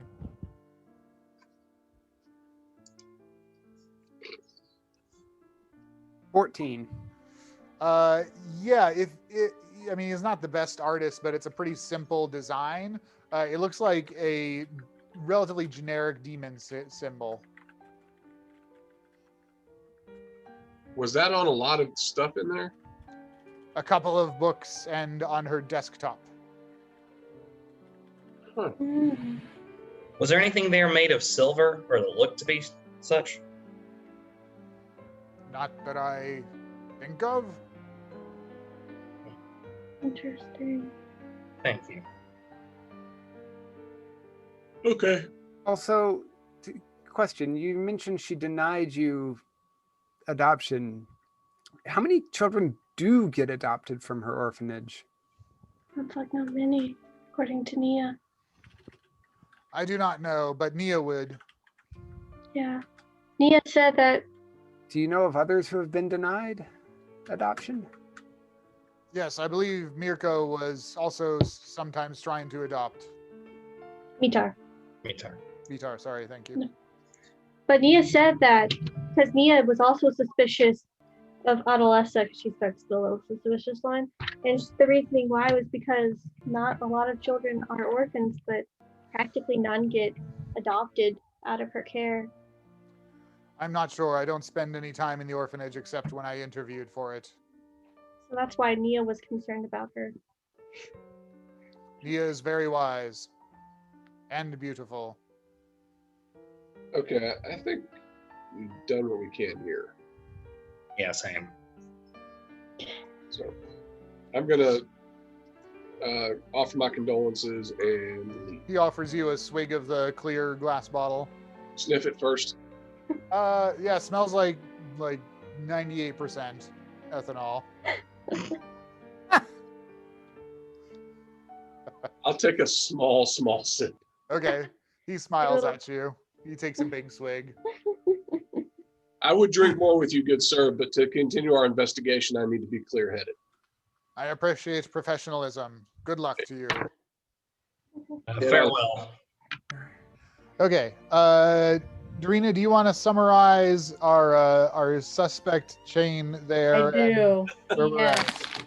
So if you could please envision. Sorry, I just put a Cheeto in my mouth. If you could please envision that picture that Robert put. The strings. Okay, so first things first, we talked to Nea, just because she's the one who kind of summoned us here. And she told us the very bare bones basics of what went down, of the 3 people, and where they were. And she told us that she was suspicious of Adolessa because of the fact that there are a lot of children there that don't seem to be adopted and don't really seem to be aging out of the system. And when we went to go see, we did kind of see a lot of children graves. So that was kind of supported.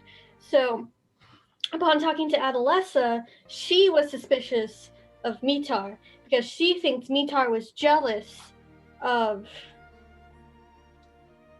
Ramadan, and he himself wanted a child but wouldn't be allowed to have a child, and just a whole bunch of jealousy issues over there. And when we went to go talk to Mitar, he was suspicious of Sanad because he thinks Sanad wanted to kill his wife so he could go find someone else to have a child with. And then when we went to go talk to Sanad, he's suspicious of Adolessa because she would not let them adopt a child for no good reason. He's not sure about the frequency of children being adopted outside, kind of like, so similar to Nea's suspicions, but not quite the same. And he was also low-key suspicious of Mitar and the whole Mitar thing, but mostly Adolessa. Thank you. Adolessa. So if you take out Nea from the suspect list, we do in fact have a full circle, which is very exciting. So that is our current list. We do know he did tell us to go check out Adolessa's. I'm trying to say. Okay, so that's our suspect chain. So what is the plan? So we can either, okay, team. I'm apparently supposed to be the exciting, hopeful one. So team, we have various options. We can either go to the North Pole ourselves and either potentially bring Alban, or Mitar, since he said that he would help. We can go, and of course we talked to Alban first, of course, to see if he himself went to the North Pole to find anything or has any information about the North Pole itself. We are unsure of how many total pieces of this bowl there are out there in the world right now. So we're not sure if maybe the 3 have been completed, or if there's one more. There could even be like significantly many more, because we're just not sure.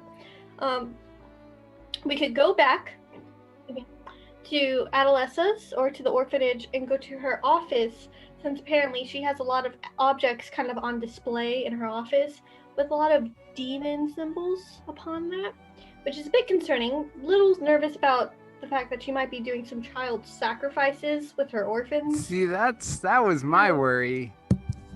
To If there's some demon symbols there, because that's what he drew, So the demon symbol. we do have a little bit of a concern. That makes all those orphans and the fact that no one gets adopted real suspicious. So a little bit of concern. We might want to figure that out as well. Maybe connected. Maybe she's just a demon summoner, just on the side, and that's just like a whole other issue with this town. Something tells me she's not going to want us in her office. Yeah, she's already No. suspicious of us. Right. Definitely not as investigators, and I don't think we can convince her that we're trying to adopt. Yeah, unlikely.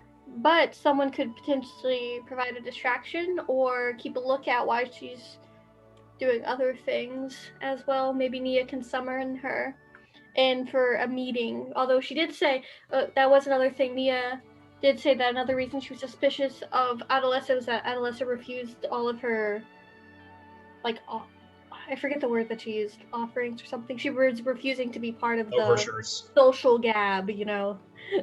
Yeah. So, these are our thoughts. Yes. I, for one, am worried about Albin. Mhm. I think that we should go see him, see if he has found a fragment of this silver bowl thing. Yes. Because That would be my first. As you pointed out, Darina, these murders happen every 2 days. But that could just be sheer coincidence, because the other pattern is that it's happening the day after they find. They come back with something. They find the piece or whatever it is that they found. This look about accurate. I'm loving it. Yes. I love it. Very cool. If that's true, then if he's already found it, he could be dead by tomorrow. Mm-hmm. So, but they're always killed alone in their own home, which is part of the reason why I think this is somebody that people may or may not know. Okay, let's. So the question is, do we need to go see Adolessa right now and try and get into her study or her office, or do we go try and find Albin?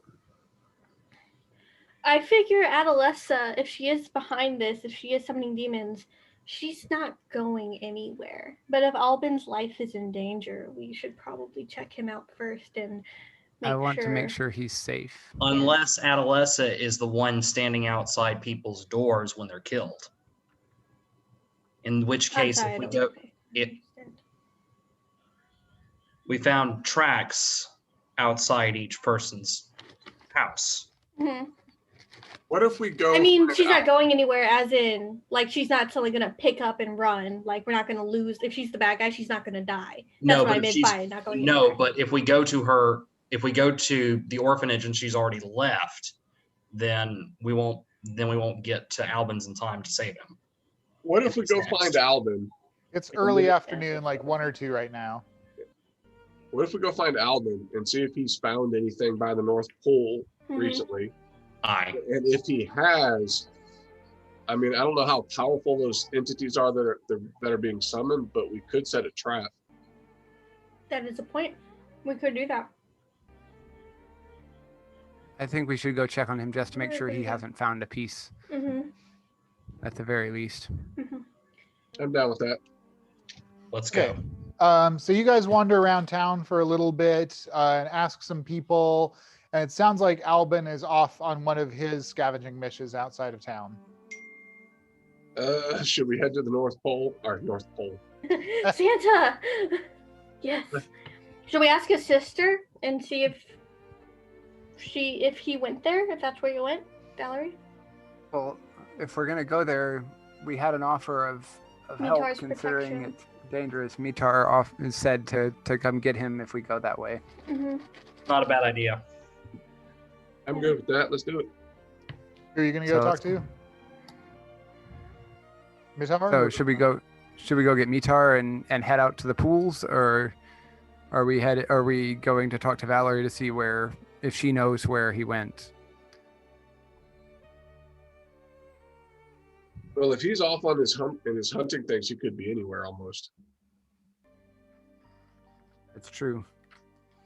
Though it seems like if he's not at the North Pool, then he's probably okay, considering that that's where everything's at. So I say we go to the North Pool, and if he's there, well, he's probably in danger. If he's not there, then he may not be in the kind of danger we worry about.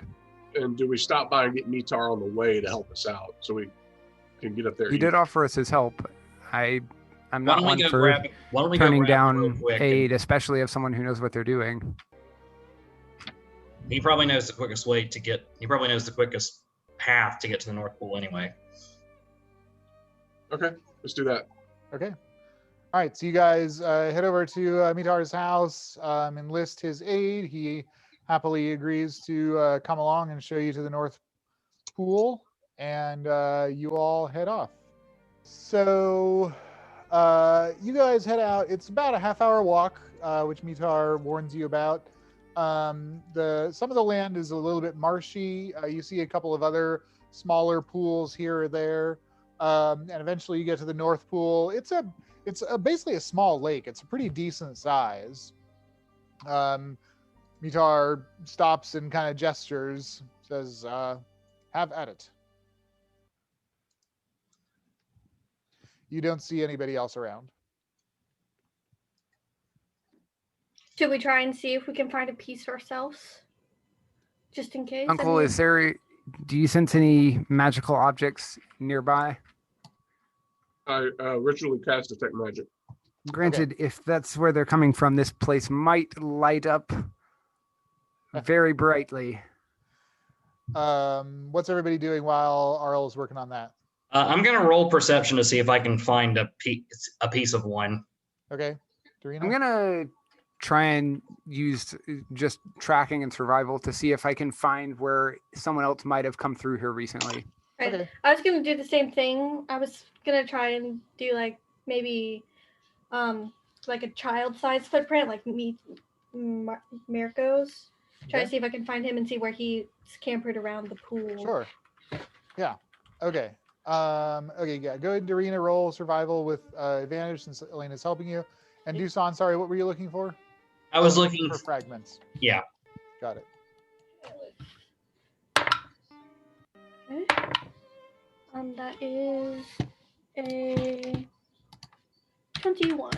21. Okay. Nice. So, yeah, actually, between the three of you, you are able to find some small prints, Darina and Dusan. Looking around, you're like, oh, there's kind of an unusual depression in the earth over there. And Elena, you're like, yeah, and I think that it looks like maybe somebody was following these tracks. So between the three of you, you find yourself at a pit. It's about 5 feet wide, fairly deep depression. It looks like it's relatively recently made. And in terms of tracks around here, Darina, you do see some child-sized tracks. You see some female-sized tracks. You see some male-sized tracks. You also see a track with a poke in it, like someone was using a staff or a cane or something. Oh. Walking Okay. around. Alvin. So I think we found the other 3 tracks and this mysterious person right here. Yep. Yeah, Dusan, you think that that maybe something fell out of the sky here and created this little crater. Can we find any more pieces around this crater? You do not spot any more pieces. Aurel, you finish casting Detect Magic. You kind of wander over where the rest of the family is, and sure enough, this depression has that same transmutation magic that's kind of that has a bit of residue on it. Okay, so I'm thinking that whatever fell out of the sky is obviously magical, and I'm pretty much positive that they've been collecting pieces of it and someone's been killing them for it. Great. Magical objects falling from the sky. Wait. These marks were made with a staff or a walking stick. Who do we know that walks with a staff? Oh, it's Or Albin works with a cane. So he might have been here. We He looked was again. probably here along with the rest Yeah. of them. How I think recent? he Well, might not be in along with the danger. rest, like on his own, but A like lot, how old are as Albin's have tracks? the rest of them. Yeah. Oh, I got you. Yeah. Sorry, what was all of that? Sorry, Sam and I were on the same page but saying different words, so we matched that up. And then, how old are the tracks with the poke? It looks like they've been here a few times. But what's like, how much time has passed since the most recent set of those? A couple And can I- days. Okay, a couple days. Okay. A couple days. Aurel, you also find a couple of other like small senses of magic, like buried in the mud sort of thing. you find a shard of glass that looks like it was part of a large, like 2-foot diameter glass cylinder. And it emanates small amount of abjuration magic. It's a pretty big sheet of, like I said, kind of curved glass that you find under the mud. It looks like it's been there for a little while. I take that and set it off to the side, and I try and find anything else. Okay. So you pick up lots of little like trinkety type things that could be useful spell components. How long do you want to search around this pool? You could take probably weeks. Yeah. Do you want to be? While they're investigating the depression and I'm looking around for the magic, just whenever they say go, we're done. Okay, great. You also find, actually, Dusan, while you were looking for the pieces, you find a curled up piece of vellum that's buried not very much into the mud around here. Vellum, like paper? Like thick, no, it's like hide. Oh, okay. But someone more akin to like parchment. hide that's cured, so you write on it. Okay, Yeah. right. Yeah. So something that would have that might have writing on it. Exactly. All right. But- So I pick it up and I examine it, and yeah, you kind of shake the mud off. Do you unroll it? yes. Okay. You unroll it, and it does not make sense to you. There's lots of like little white dots all over it, and then a couple of lines. All right. I take it over to Elena and show it to her and ask her if she can make heads or tails of this. Does this look in any way familiar, or is this some kind of arcane writing or some kind of symbology that I would recognize? Yeah, give me a religion check. 15. Okay, yeah, you definitely feel that it does not have religious or magical significance. You okay?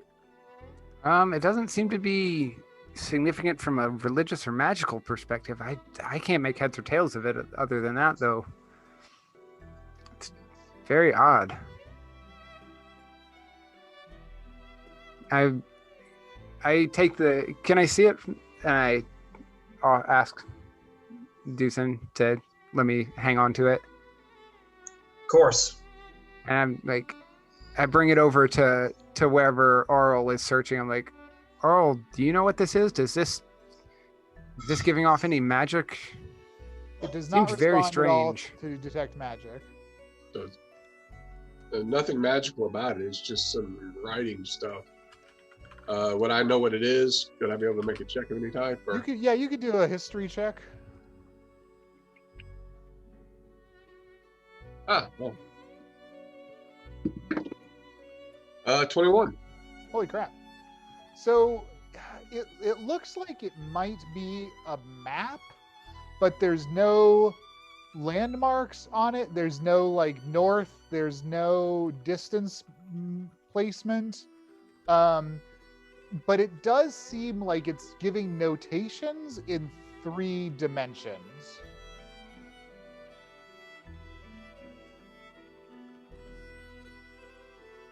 Okay.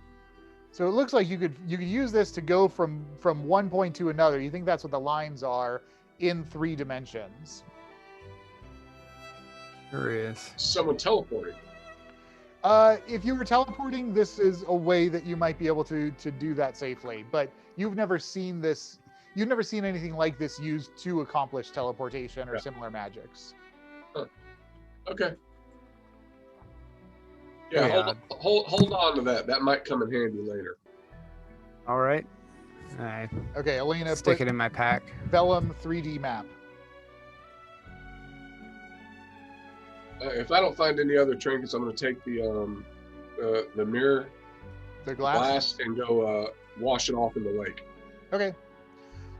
Yeah, it comes away clean. And the glass has a slight purplish sheen to it. And it is giving off magic, correct? very dim magic. Like it's not itself currently magical, but it looks like it was a part, like whatever the cylinder that it was a part of was magical. Okay, cool. I'll put that in my backpack. Okay. Yeah, so go ahead and put a cylindrical glass shard.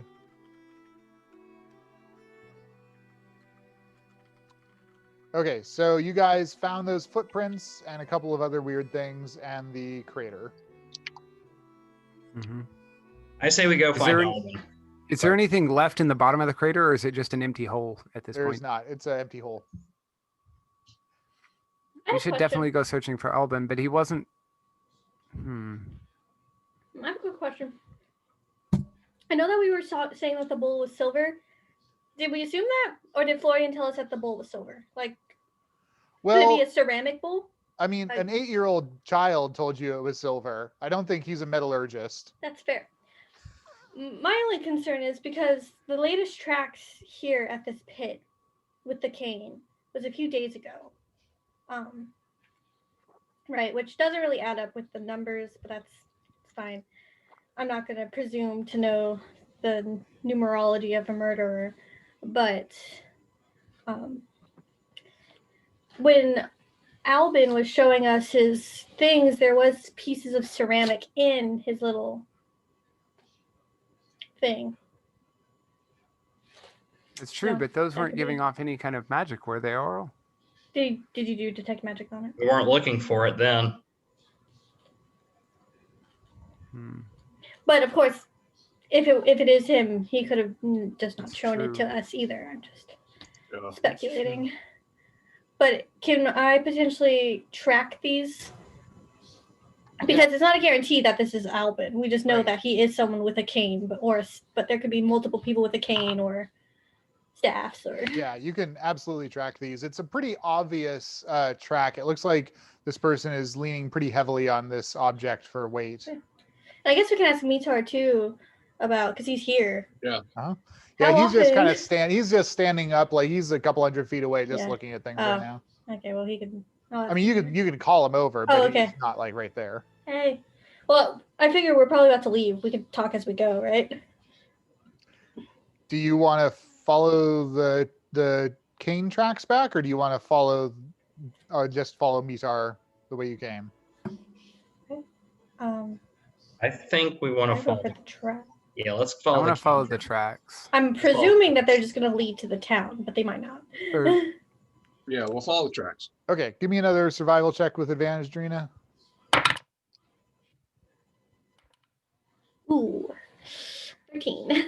Okay, it's not hard to follow. So every now and then you lose them. You actually do not head back to town. You head. So town is south, obviously, because this is North Pool. You head east by southeast, and you're going for about 15, 20 minutes, and then you find yourself at, so there's a groove in the earth. It's about 10 feet long, and the groove starts off relatively shallow and it gets deeper. And at the end, there's like an impression of something that was here that is now not here anymore. As if something crashed and ground into the. Yep. To the ground, exactly. Grounded to the ground from momentum. Yep. Got it. Yeah, like a piece of something kind of burrowed itself, and then whoever was walking along this route picked it up. Interesting. Again, let's look around and see if there's any more, if those tracks go any farther than this. Okay. And while they're doing that, I'm going to detect magic again. Ooh, okay, great. Yeah, give me another survival with advantage then, Darina.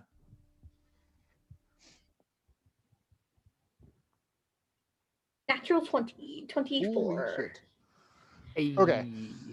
Strangely enough, survival is not my highest thing, actually. No. Yeah. How good is your survival? Because I think mine actually might be better. It's a +4. Because mine's a +6. Yeah, my wisdom mod is terrible. So survival is also terrible. See, my wisdom is +3. Yeah. My best things are actually strength and dex.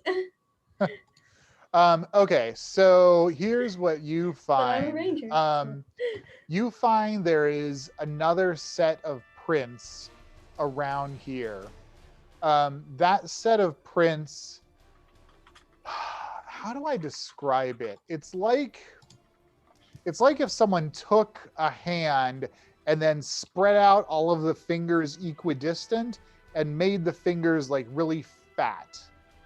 Like an amphibians. Yeah. Actually, that's a great example. Okay. Yep. Yeah. So like in amphibians. So you notice those tracks around here that are definitely weird and different. And Aurel, you cast your spell and you get a strong sense of enchantment magic, as if someone cast a powerful enchantment spell around here maybe about 10 days ago. Can I get a location of a specific spot where it was cast at? Yeah, it's pretty much right. Like you and Darina and Elena working together, you kind of figure out like that whatever made these tracks was close to the person with the stick, and you find that the spell was cast like when they were encountering each other. Okay. Hmm. Wonder if someone mind controlled somebody or something. Sure. Uh-oh. Oh. Well, if you were going to mind control someone, I know a particularly large person who seems to have been right here.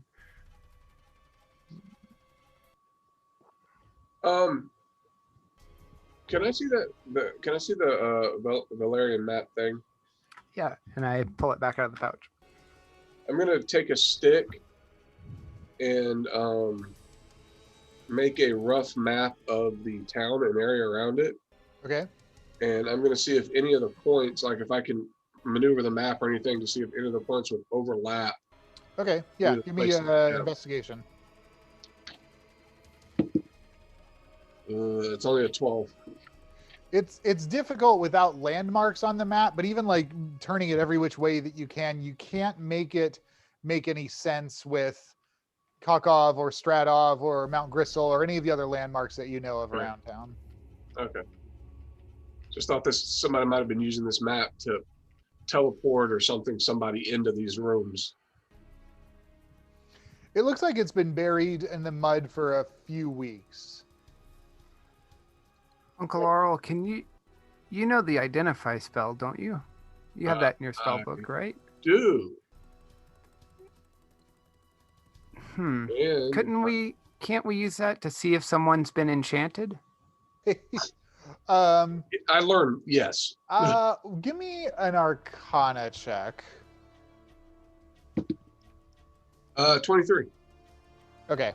So this is a fragment of a magical object. So it doesn't have any spells on itself per se.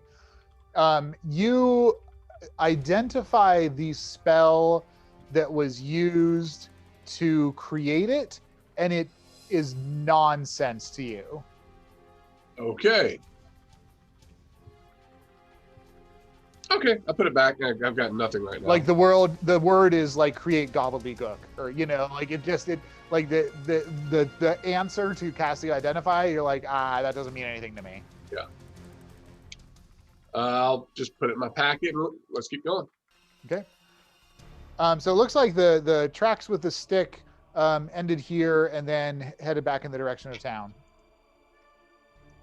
That's what we want. I think that's what we want to do anyways. Okay. And we're going to try to find Albin. Just Okay. on the opposite, which of the amphibian-like tracks, which way did they go? They wander around a little bit and then they head back. They head in the direction of the North Pool for like 50 feet and then they disappear. Okay. Yeah, keep going. Follow the stick tracks. Okay. So what's the plan for getting back to Kokov? Have you guys told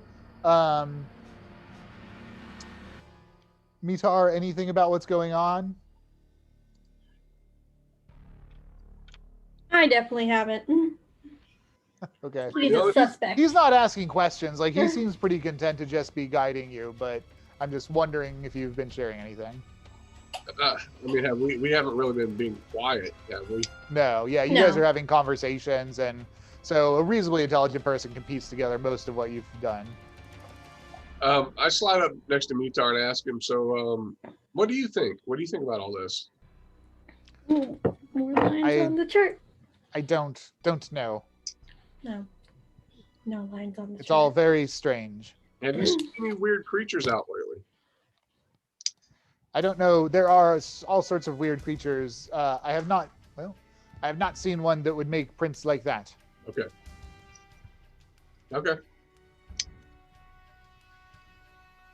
If you think of anything, let us know. I will. Okay, so you guys head back to Kokov. What's the play here? Are we trying to find Alvin? Okay. Where are you going to look for Albin? Maybe we can go check with his sister.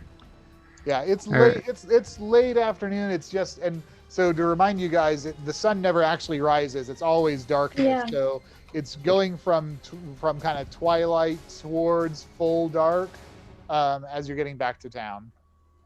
The town is lit by a fair number of light spells and flames, as well as the central orb that kind of casts a dim glow throughout all of the town. I mean, I guess, yeah. We'll. Do you guys want to go to his house, or would it get the fishery? Like, well, everyone so far has been killed where they live, so maybe we go back to his house. Let's go to his house. Okay. Anywhere he's in danger, that would be where I suspect. Yep. So Mitar goes home. You guys head over to Albin and Valerie's house. Knock on the door, and I don't think I showed you a picture of Valerie before.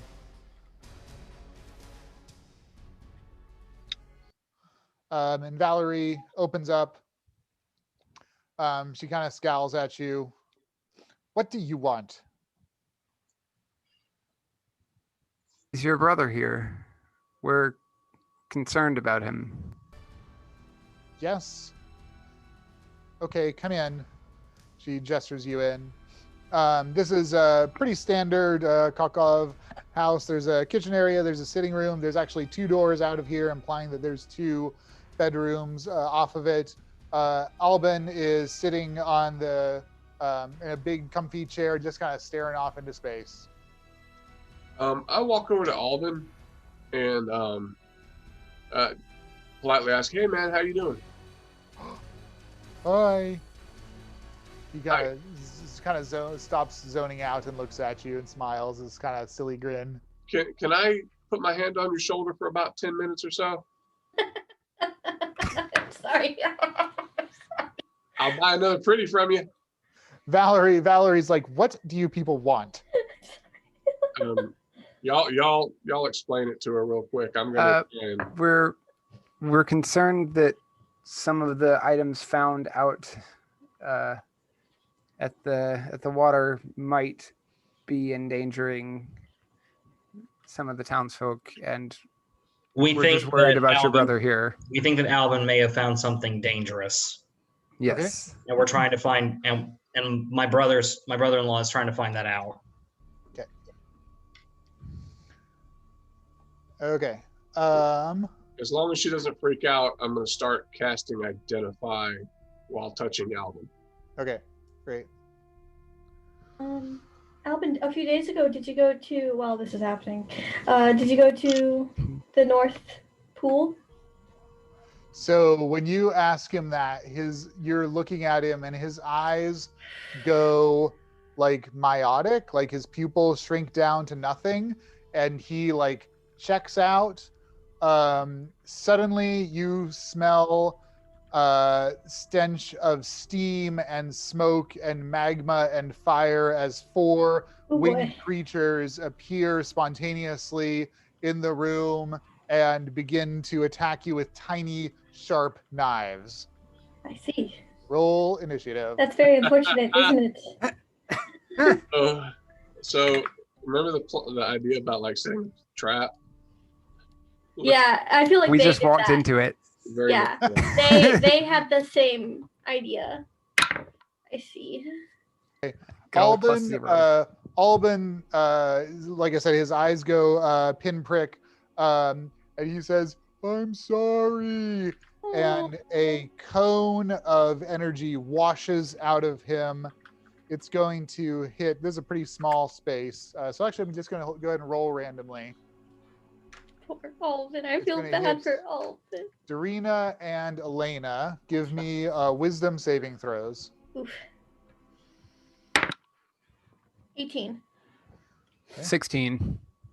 Okay, you are both fine. You feel this momentary grip over your mind wash over you, and you're able to fight it off. Darina. So we have Alvin, and then we have a handful of like fire pixies. Yes, right. So you have Alban. You have a smoke, magma, a mist, magma, steam, ice, and dust. These little impish creatures flurrying around, wielding these sharp little daggers. It's all a mess. It's all close quarters, and Valerie is also here. Okay. I'm presuming she's an innocent at the moment. So there's only 4 pixies. I will just shoot at one of them. Okay. Then. Unless you have a feat, this is going to be a disadvantage because you're basically in melee. Oh yeah.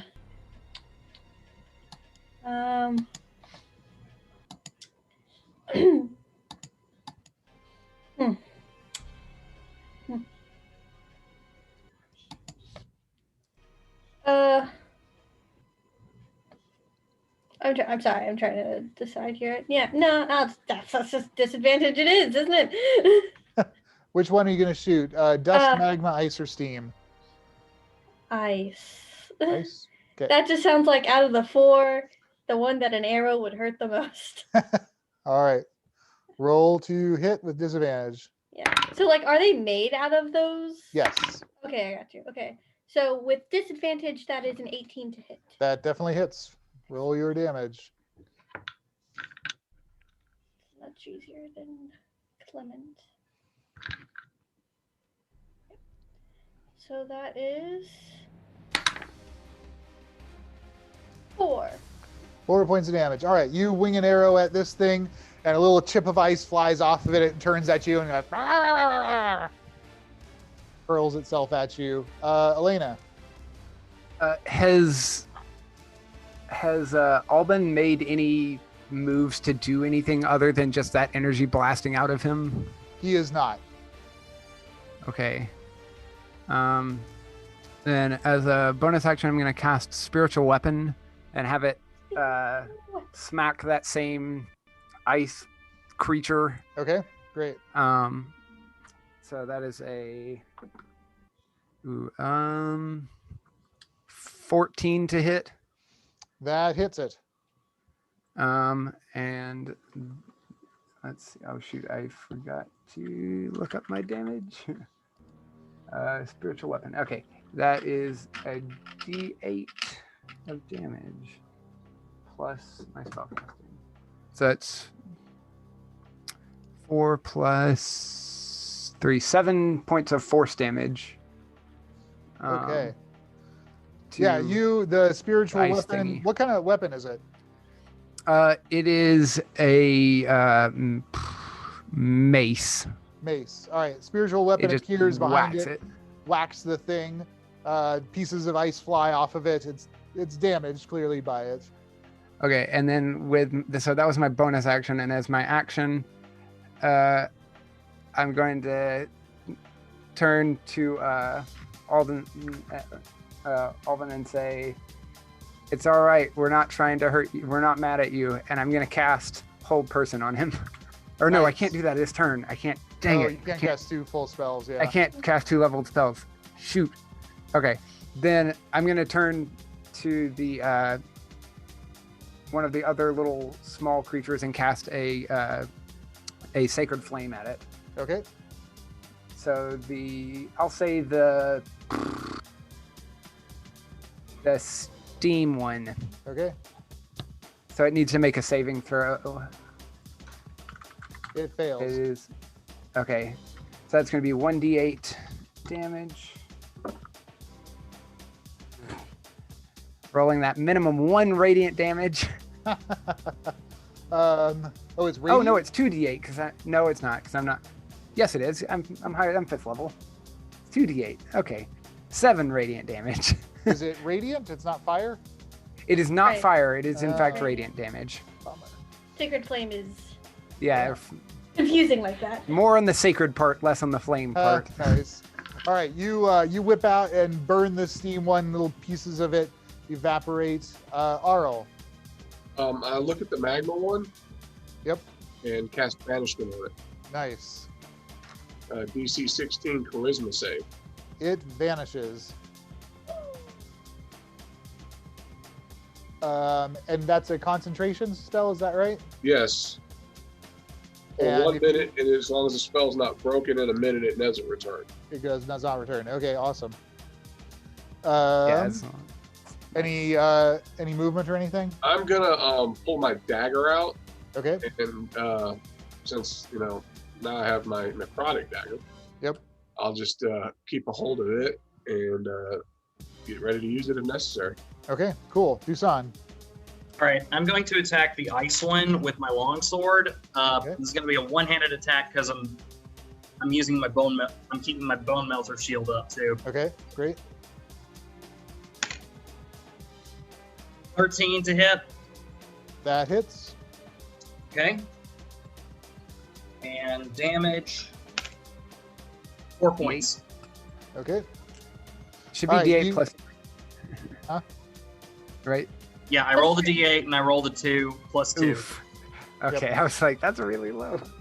All right, you hit the thing, chip off pieces of it. You're definitely hitting these things, and it's a little bit damaged, but it's still doing fine. Okay, the bad guys go. The dust creature charges after Valerie and hits her, gouges her across the face and down her neck and one shoulder. She starts spouting blood. The other two now, because the magma one's gone. Does that repeat its save on its turn at all? No, it's just gone. It's just No, it's just gone. He just has It's to just make sure gone. that he doesn't As long get as his hurt or concentration break his doesn't get broken. concentration Okay, got for a it. whole minute.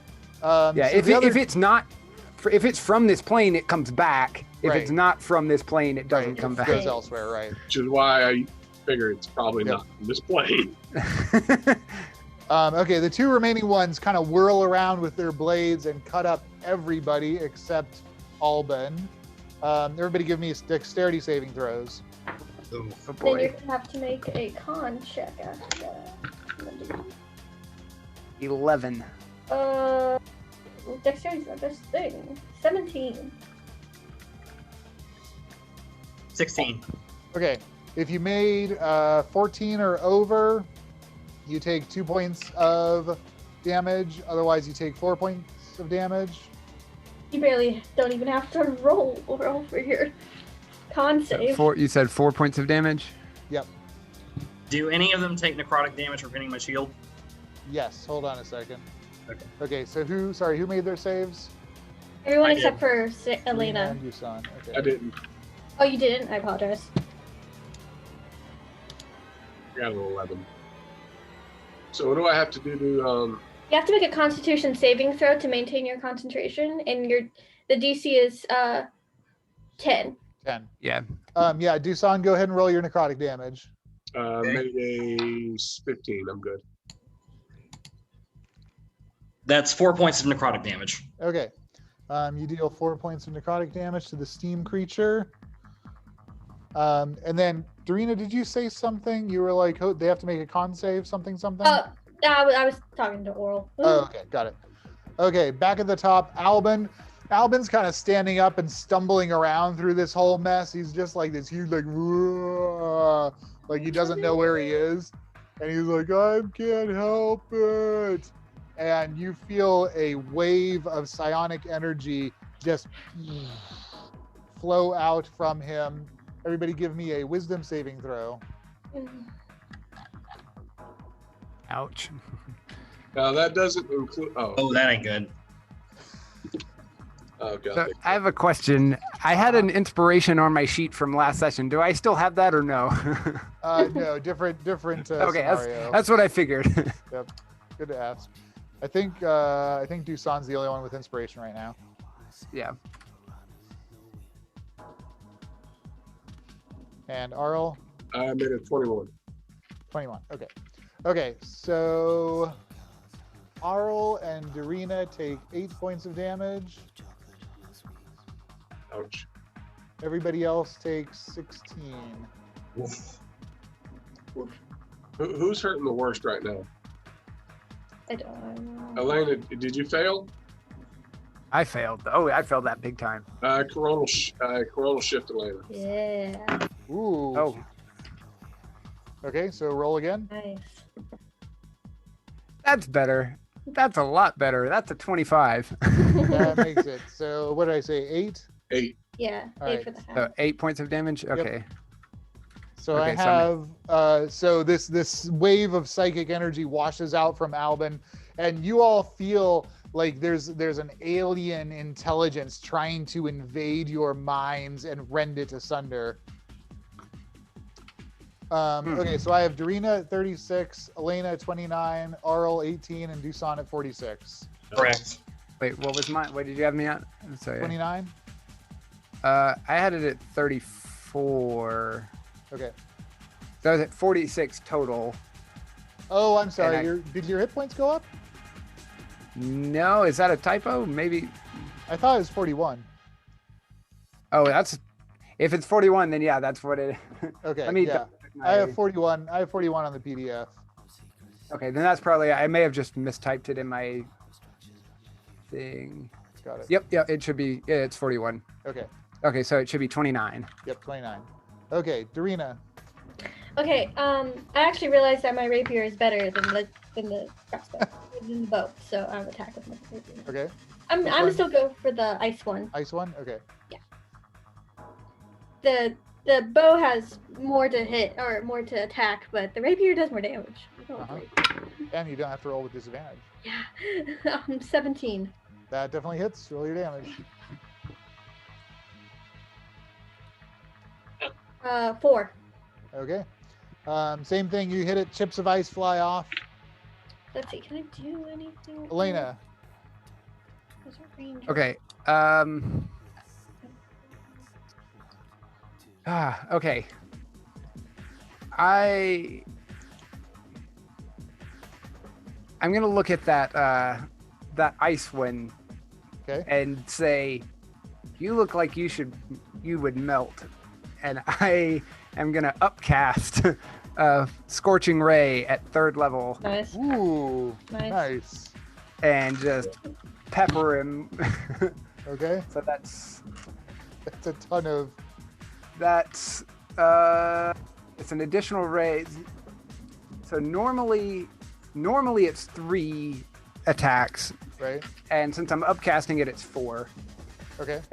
And they can target different things. So if I blow them away on the first couple of hits, I can shoot them at somebody else. Got it. And what does vulnerability mean? They take double. Holy shit. Okay. Double damage. So that first one is an 18 That to hit. hits. Yep. So, and that's 2d6. So that's, that was 2 6s. So that's 12. So doubled would be 24 on the first Okay. blast. All right. You melt away a huge portion of the thing and part of its wing, and it starts kind of flopping around in midair. It's still up though. For the second one, I get a 17 to hit, That also hits. rolling 9 damage. I rolled a 6 and a 3. All right. So you hit the thing center of mass, and it burns a hole right through it, and the thing collapses and turns into a puddle of water. I'm like, awesome. Throw the next one at the steam thingy. Okay. That is so close to a crit. That is a 25 to hit Okay. And damage. for 7 damage. Okay. You hit it, and it burns off a little bit of it, but it seems like it did not take as much damage as you expected. What was that? Steam. The steam one. Yeah, kind of makes sense. Okay, and for the last one, I'll throw my last shot at the dust one. Okay. Everybody gets a little bit. That one's not nearly so good. That one's a 12 to hit. That misses. Coronal shift. Okay. Colonel Shift. It's your last one, I think. It is. Okay. Do I re-roll that? You roll your attack. Well, it's still a 12. Dang it. I rolled the exact same thing twice. Tried. Well, it's I still appreciate that's a standout. That's a standout round. Killed one of them. Okay, Aurel. Okay. This. The spiritual weapon is still up though, right? Oh yeah. Go ahead and roll that. Whack. It's gonna bonk the one I missed. The dust one. The dust one. No, it's not. It's gonna take a wild swing. Hit roll the 10. Sorry. Go Okay. ahead, Aurel. Aurel. So in D&D 5, if I use an action for something like momentary stasis, can I also cast a spell? Or is that? If it's a bonus action, I don't have any bonus actions, so. then yeah, I think that would be you it. guys kind of look like you've got the. You guys kind of look like you've got the, whatever those things are. I'm gonna cast momentary stasis on. What's his name? Alban. Alban. And Oh, okay. Is this your Ooh, what is- your power? yes, as an action, you can magically force a large or smaller creature you can see within 60 feet of you to make a Constitution saving throw against your spell DC. Unless the saving throw is a success, the creature is encased in a field of magical energy until the end of your next turn, or until the creature takes damage. While encased, the creature is incapacitated and has a speed of 0. Okay. Oh. He does not make his DC. So he is completely He's just like- incapacitated till the end of my next turn. So he's just like Nice. frozen in time. Yes. Right. That's amazing. I love that. And I'm gonna not try to be cowardly about it, but I'm gonna kind of duck down Uh-huh. behind something and just try and keep an eye on things because Okay. I'm bleeding pretty heavily. Yeah. Dusan. Okay, don't get mad, but I just realized that I have extra attack. That's okay. And I'm going to. Okay, is the ice monster like? The ice monster's Oh, dead. it's Dice Monster's gone. Dead. Yeah, totally Okay. gone. All right, I'm going to make a longsword attack against the. I'll go for the magma one because it looks solid. Oh, the magma one's gone. It's in a different reality. Oh, that's right. Okay, then I'll go for the. Dust and steam. Which It's one have we dust done and the most- steam. Which one have we done the most damage to? Steam. Steam. Okay. All right. I'll The hit. dust one, I missed the dust one repeatedly. All right. I'll go for the steam one. Okay. That is a 7. That misses. All right. All right. I'm gonna try again with Okay. extra attack. Yep.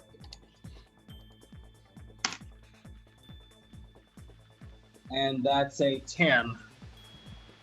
10 misses as well. Crap. No more Okay. little shifts, sorry. Okay, bad guys. The dust one turns away from trying to kill Valerie and inhales and breathes out a cone of dust. Everybody give me a DC 10 dex save. Ooh, fail. Fail. Success. Okay. Darina, Dusan, you are blinded. Oof. That is unfortunate. What does blinded do, Sam? Do you know off the top of your head? All your attacks You are have at to take disadvantage, disadvantage. and you can't use cast spells that require you to see a creature to target them. Got it. Cool. Like they can still stab wildly, but they'll be just attacking with disadvantage. Got it. And then the steam method does something, and suddenly its outline becomes blurry and difficult to see. Yeah, so these things Oh, and are... attacks against them will be at advantage because they can't see to dodge them. Oh, nice. Oh, not nice.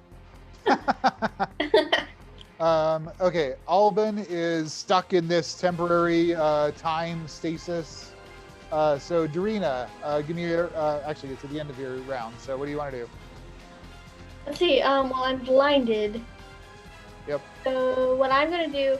Can I still find Aurel? Like, can I? Yeah, it's a pretty Can I pat small him space. You could, on yeah, the you shoulder? could like blunder your way through it and bump into All it. right, I'm gonna bump into you, and I'm gonna heal you Oh, nice. with Cure Wounds. I'm going to wait. Gosh, where's my spells? Oh, I gotta scroll down. Here it is. Let's see. How hurt are you? No. Oh, yeah, that one doesn't require you to see anything. doesn't. That's actually really just got a convenient. It bumble. just says I got a it crack. specifically doesn't mention sight.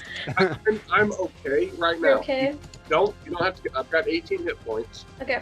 These I'll things just don't do a look like level they're like on you. killing us straight off the bat, but I'm just out of a glass cannon. I will just give you a little bit then, just a little touch. Okay, so first level. Only as long as it's a good touch. You get plus my spellcasting ability modifier. Is that a wisdom? Yes, it is. So that is, you get 7. Yeah, I'll take it.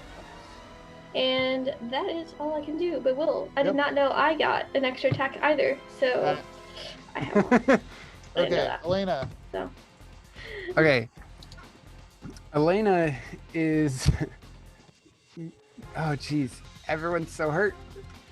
All right. You know what? We're just going to try and end this thing before it gets worse. Fireball it is! Oh, we're all in the room. damn! All We're those all in the times room. I We're all made here. Sam, don't actually invoke the 6 eyes. I know I love to make that joke, but yeah, I'm kidding. Do what you want. Okay. I don't actually have a fireball. I know. So, Thank God. but though that would be hilarious. No.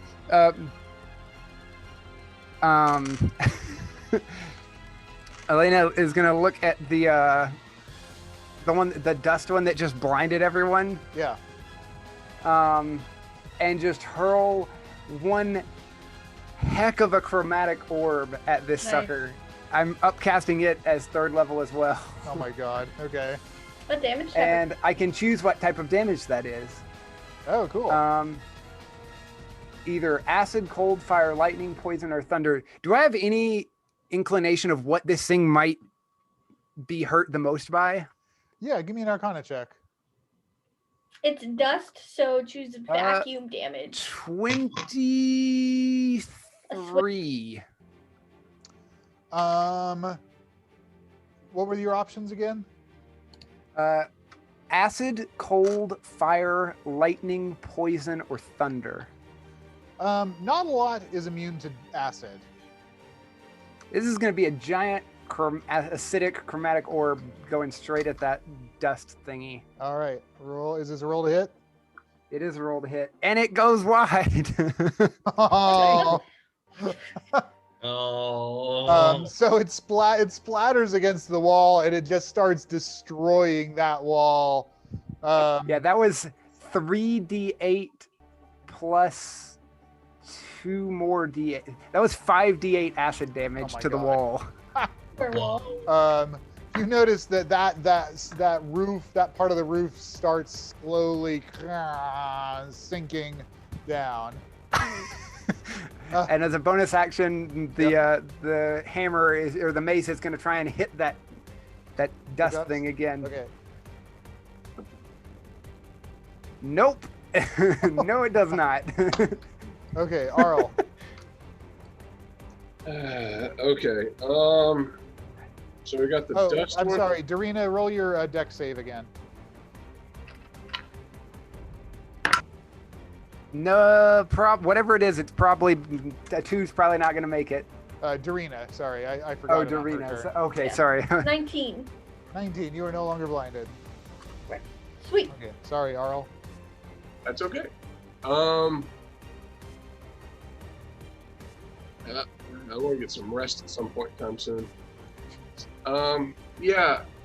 Are they kind of lined up in a line? No. Waste of a good spell just to hit one of them. I mean, you could unbanish the magma one, and then you could get 2 of them. Yeah, That seems let's not the best option. we're not doing that one. Can I cast magic missile and still keep concentration? Yes. Yeah, as long as you don't cast another concentration spell. Yeah, let's do that. Okay. I am going to upcast magic missile level 3. Okay.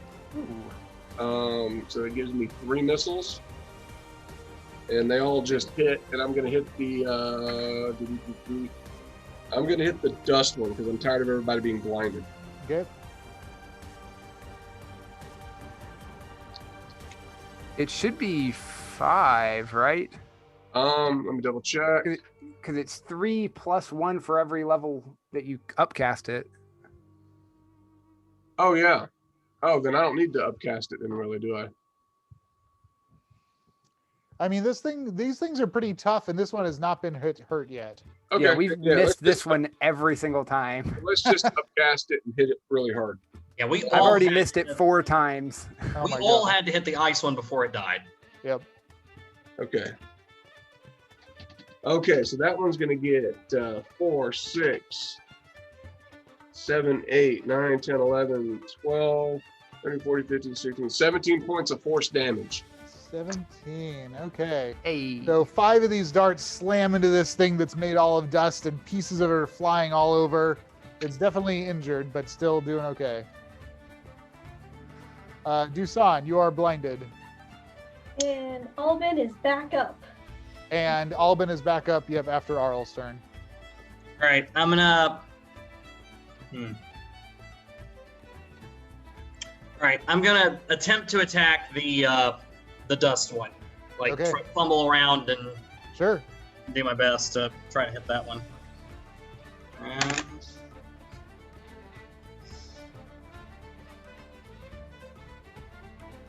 And that's a 14. That misses. Okay. Extra attack. Yep. We have those. 18. That hits. Okay. All right, and so that's going to be 5 points of slash damage. 5 points. All right. You cut into the thing. Do some damage to it. Okay, bad guys. The dust one's gonna go after you. Do I- Dusan. Yeah. Do I do my deck save again? Oh yeah, do your deck save again.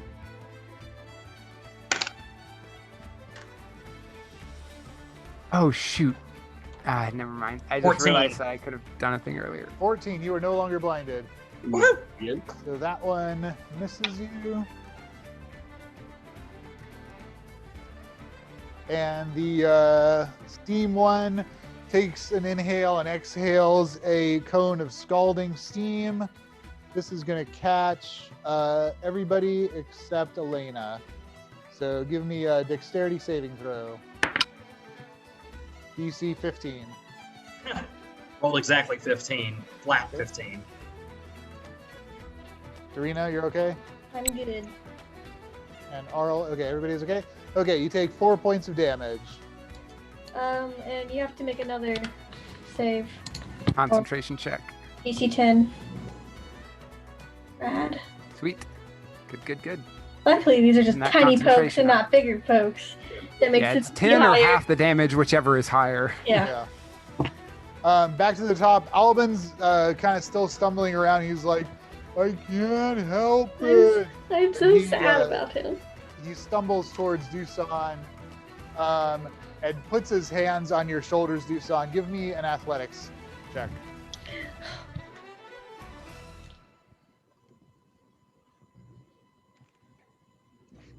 Nine. 9. Okay. Is this an attack roll? It's not. It's an athletics check. Okay. Yep. Okay. Yeah, well, in that case, it's 8. Okay. Yeah, his greater strength overbears you. He grasps you in his arms, and you feel not on your skin but on your mind 4 tentacle things wrapping around your brain. Darina. Okay, so the dust one is the one that went all blurry, correct? No, the steam one's The blurry. steam one's blurry. Yep. Okay, I Yeah, still the want dust to. one's the one that blinded everybody. Yep. I didn't like that. I also didn't like the torch. I'm gonna attack the dust one, anyways, Okay. for now. Okay. So dust. Okay, that's not gonna hit. That was a 7. Nope. Second attack. It's also not gonna hit. That was a 9. Okay. Just So, flailing out of that rapier. English I mean, it's rapier. chaos. It's chaos in here. Like, you know, Albin's like flailing around. Everybody's getting like these cones blasted on them. You're trying to stab through this chaos, not kill Valerie accidentally. Elena. Okay, this is madness. Everybody chill out, and I'm going to use my channel divinity to do Radiance of the Dawn. So I need all of every hostile creature to me. So I guess that would also include Alvin. Yep. To make a con saving throw, DC 14. Okay, Albin's fine. Or Albin succeeded, I don't know. Yeah, it's going to be sucks. half damage on a success. Okay. But it's him and the other 2 creatures, so the dust and the... Yeah, they both fail. Okay, and they're going to... This is the Radiance of the Dawn, so it's just a giant blast of radiant energy, and they take... really high. A 20... Oh, geez, so that's 21 points of radiant damage, Oh my halved on a God. success. There we go. What the hell? That was the Channel Divinity Radiance of the Dawn. Wow. Okay, you burst outwards, and this light just rips away chunks of these things, and they're flapping around, obviously heavily injured. And the spiritual weapon swings once again at this stupid dust thing that it cannot seem to hit. Rolling even worse. I've not rolled above a 5 for this thing yet. I think I've only made one Other saving than that throw for the first bad guys. It was so good last time. Okay, Aurel. The dust one looks pretty beat up. They're both pretty beat up. Sweet. Then let's do on the dust one. I'm just gonna do chill touch. Okay. That's gonna be a 6 + 8, 14 That hits. for 8 points of necrotic damage. Man. Okay, you reach out with this hand and pull pieces of it off, and it's on its last legs. Dusan. Am I still being grappled by Albin? Yes, Okay, so I need to make an athletics check to escape. correct. All right. Oh God. Non-natural 20. Okay, yeah, no problem. You pull out of his grasp, and more importantly, you feel these slimy tendrils that were on your brain slide off of it. You do take 6 points of psychic damage as you do so. All right. Bardic inspiration. I shout words of encouragement to Elena, forcefully but with fatherly encouragement. What is that like? Right. Get him! Next 10 minutes, the Yeah, creature I'm can roll the tired. die and add the number rolled to 1. Yeah, It's what an is your extra Bardic D6. Inspiration dice? Is it D6? Yep. Yeah, okay. it's D6. Cool. Okay. And Set you out get- a D6. Yeah. To remember that by. The little steam thing, Aurel flies at you and stabs you, just burying this sharp little sliver into you for 4 points of damage. As it does, I'm gonna throw up a flare of brilliant light as I use my warding flare as a Okay. reaction What does to that impose disadvantage on that attack. Oh crap. And Aurel, you have a badass armor class. Okay, it actually misses. Sweet, thank you. And then the dust one goes for Elena after that goddamn flare thing and hits. Same thing, buries this sharp little sliver into you for 4 points of damage. Ouch. Back to the top, Albin. You're no longer grappled. Okay. He's going to try to grapple you again, Dusan. Roll your strength. Or athletics, rather. All right, I'm going to use a point of inspiration on this one. Okay. Well, you can roll first before you do it. Yeah, you can roll before you declare. Like, you don't have to say that beforehand. Okay. You can roll, see that it fails, and then inspiration, and then roll again. Well, my first roll was a 13, so Okay. I'm guessing that fails. You want to keep that or? No, I will not. Okay. Follow your heart. Yeah, follow your dreams. And I rolled another 13, so that Okay. was completely useless. Yeah, he's like flailing around, and he's just not able to even barely grab at you at all. Okay then. Hey. Darina. You freak. Okay. I'm going to attack the dusty one. Yes, dusty Okay. one. So that is a natural 20. Okay. Yeah, man, I wish you did that with the arrow. Then it would be a tree. Oh yeah. Oh well, no tree. That's Oh well. fine. So natural 20. So do you prefer just doubling the dice or just rolling 2 times? It doesn't matter because it is dead. Okay. Cool beans. Okay. So you stab the thing in the center, and as it dies, it explodes in a burst of dust. Everybody, give me a Constitution saving throw. Oh, boy. All right, this is just a flat roll. Me fail. Non-natural That's a- 20. 3. 3, Or Darina, 5. Aurel. After my -1 to my score, 12. Okay. Everyone except Dusan is blinded. Oh, not again. That's fine. Even still, I'm going to attack the other one, but Okay. now the steamy boy. Okay.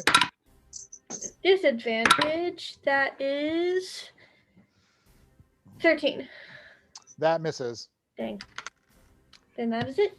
Okay. Elena. Oh, Darina, give me another con save Oh, okay. at the end of your turn. Oh, okay. 15. Okay, you are no longer blinded. Excellent.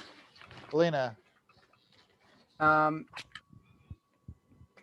Can I wait? Who all just got blinded? Did we all just get blinded? Everybody but me. Okay. Can I fumble my way over to Aurel? Okay. Aurel, where are you? Polo. And I reach out and I put a hand on him, and because I don't have to see him to do this, and I cast Lesser Restoration and clear his blinded condition. Nice. Okay, great. And then as a bonus action, the weapon's going to try and whack the thing that's left. Oh yeah, okay, the steam. Yeah, the steam thing. Okay. Well, that's better than the last one, but it's still just a 12. I was going to ask, do you want to use your Bardic Inspiration die on that one? Oh, yes, I've got Bardic Inspiration. Well, Oh, yeah, yeah. can I? So that surely something better. That's a 5 on the Bardic Inspiration, so that's makes that 12 a 17. That hits. Okay. That's Spiritual weapon comes to the end. 5 points of force damage. Force damage. Okay.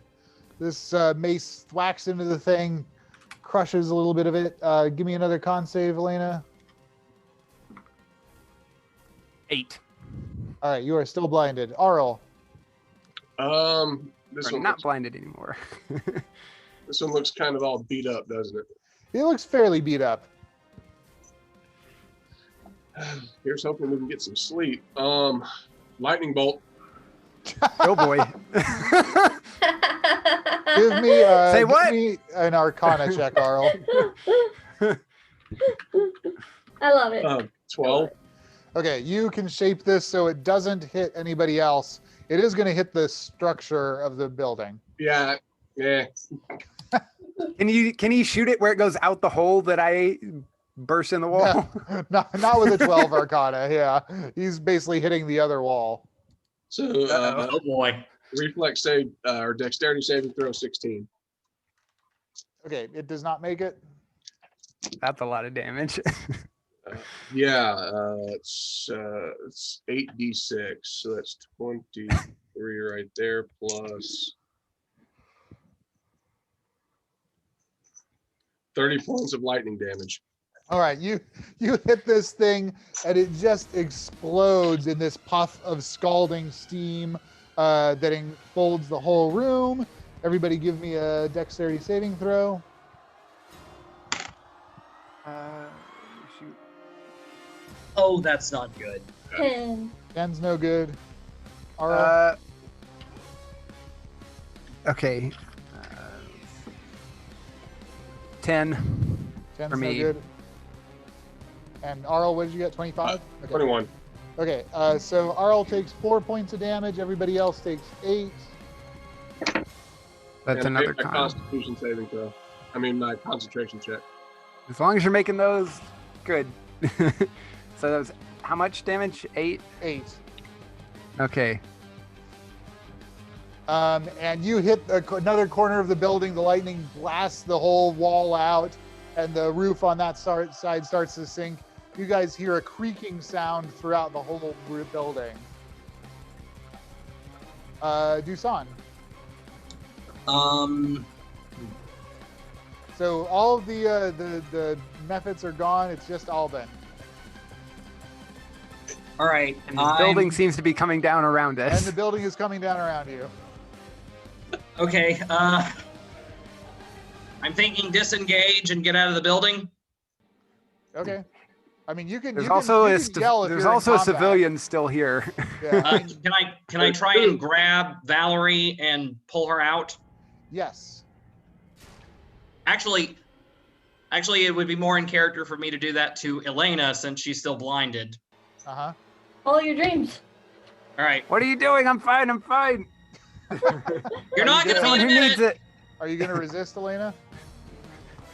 No, not if he's actually like trying to drag me. Okay. All right. You actually, the hole that Aurel just made is the easiest way out. So you grab Elena and you drag her just outside the house. And then I holler to the others. Get out! The house is about to crash in. Okay, back to the top. Alban, so you're outside now. Does his finger charge? Nope. He swings around and tries to grab Darina. Roll an athletics check. Finally, some of these. Athletics. 16. Okay, you got a 17. So he flacks an arm into you and then flacks another arm into you. And kind of pulls you close and looks at you. And as he does, you feel these slimy tendrils crawl onto the inside of your brain. Oh, thank you, no, thank you, no, thank you. Darina. Ah! I wanted to escape. Okay, roll athletics. 17. That's enough. You pull away. I don't want to leave him in here. That was your action. You can take your movement. Yeah, I'll move towards the exit, but Okay. I'm gonna taunt him. I'll be like, "Come and get me." Okay. Okay. I want to lead him out. You can effectively taunt him next round, but you can get to the exit and open the door right now if you want. Yeah. Okay. That's what I'll do. Elena, you are outside being grappled by Dusan, Let go. Let go. and you're blinded. I'm like, and I'm just like yelling at Dusan to let me go. Like, I'm fine. I'm fine. And I cast Cure Wounds on myself. I'm gonna cast it at second level. Okay. So it's 2d8 plus my spellcasting modifier. I rolled a 7 and a 1, so that's 8 plus 3. So I've got 11 hit points back, so that puts me at 28. 28. Yep. And then the spiritual weapon is still just swinging away at things in there. I guess, is there anyone left in there except for Alban. Alban? Is he the only one left? Yep. Well, it's just going to keep whacking, so it's going to try and whack him. Okay. Okay. Well, it rolled 13. That hits. Alban really doesn't have any armor. Okay, so it's 1d8 force damage. Okay. Plus my wisdom. Ouch. That hits for 10 points of force damage. Jesus Christ. And if possible, I'm just trying to knock him unconscious, but like I just want to knock him cold. I'm not trying to like murder him here. Yeah, but knocking him cold in a house that's about to fall out. Okay. I mean, that's true. Give me a con saving throw, Elena. Please, come on. 13. 13 is not enough. You're still blinded. Dang Aurel, Yeah, I look at you hear the roof. yeah, I look at Alvin Okay. and cast Dispel Magic. Nice. Ooh. So Yeah. this is above a 3rd level spell, so you're gonna have to roll for this one. I did 19. Holy shit. Okay. Hey. You reach out and cast Dispel Magic, and the possession of this horrible entity from beyond the stars leaves him. His pinprick eyes slowly come back to normal. I start running out the door and I'm yelling Get at out him, of the "Run, you house." fool, run!" Okay, you run past Darina. Dusan. I holler at. I can tell that. Can I see inside the house? You can. Okay. So, and can I tell that oral spell worked? Oh, give me an insight check. Okay. That's a 4. Difficult to say. I mean, Aurel's yelling at him, but who knows what that means. All right. All right. I holler at him. Albin, get your sister out of there. Nice. Oh, did we leave the sister? Yeah. Actually, go ahead and give me a Dusan grabbed persuasion me on that, instead of her. Dusan. Sorry, what's that? He was telling me I was that just saying- because Dusan grabbed Elena and not. Yeah, that's why. That's why I was confused. That's why I got lost. Okay. Persuasion. That's a 12. 12. Okay, great. Okay, bad guys. Okay, Albin. Okay, Albin looks around, takes a step towards Valerie. The ceiling groans. He picks up Valerie in one arm. He tosses her at you, Darina. Give me a dexterity saving throw. I'm gonna cry. Glad he didn't throw her at me. Cry. 13. 13. Okay, she whacks you for 4 points of damage. That's okay. You fall prone and are thrown free. He takes a step towards the door where you are, Darina, and the final blow falls, and the house falls sideways and crushes Albin to a pulp. Oh. And Damn it! the dust is settling.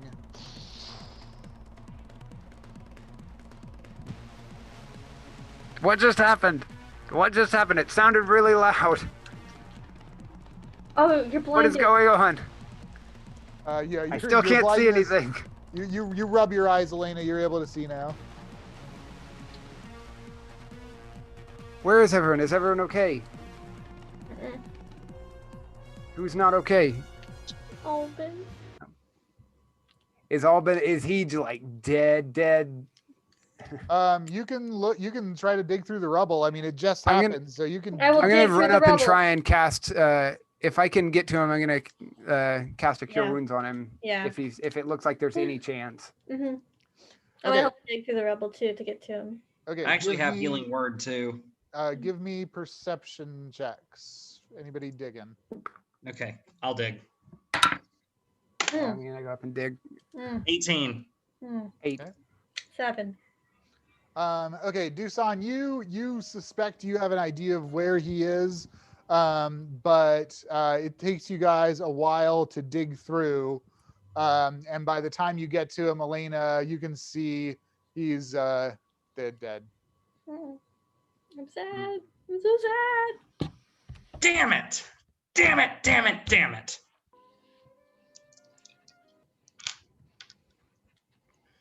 All right, I'm gonna go to Valerie. How's she looking? She looking rough? She's Looking hurt? she is unconscious but stable. Oh, I'm gonna heal her. yeah. Hmm. Okay. I'm gonna cast a first level cure wounds on her. Okay. So that's 7 points of healing. Okay, she regains consciousness, kind of blinks her eyes. The cut that she has heals up. She looks around. Where's Albin? Albin! He saved your life. He saved you. He sacrificed himself to save you. What? She jumps to her feet and looks at the wreckage of the house, looks back at you. This is all you're doing.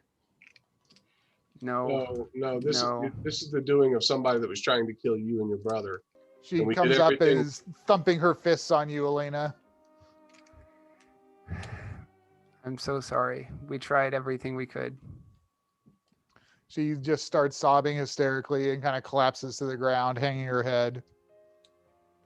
I'm just going to sit down and wrap an arm around her and just try and do my best to comfort her. Okay. At this point, basically all of the townspeople are running towards the house. Nea makes her way through the crowd and steps forward. What's happening? Someone's been trying to kill people here. We think we know how now. They just tried to kill Albin and Valerie, and we couldn't stop them from killing Albin. We saw one of the attacks, just like the other murders. We did everything we could to stop it, but we failed.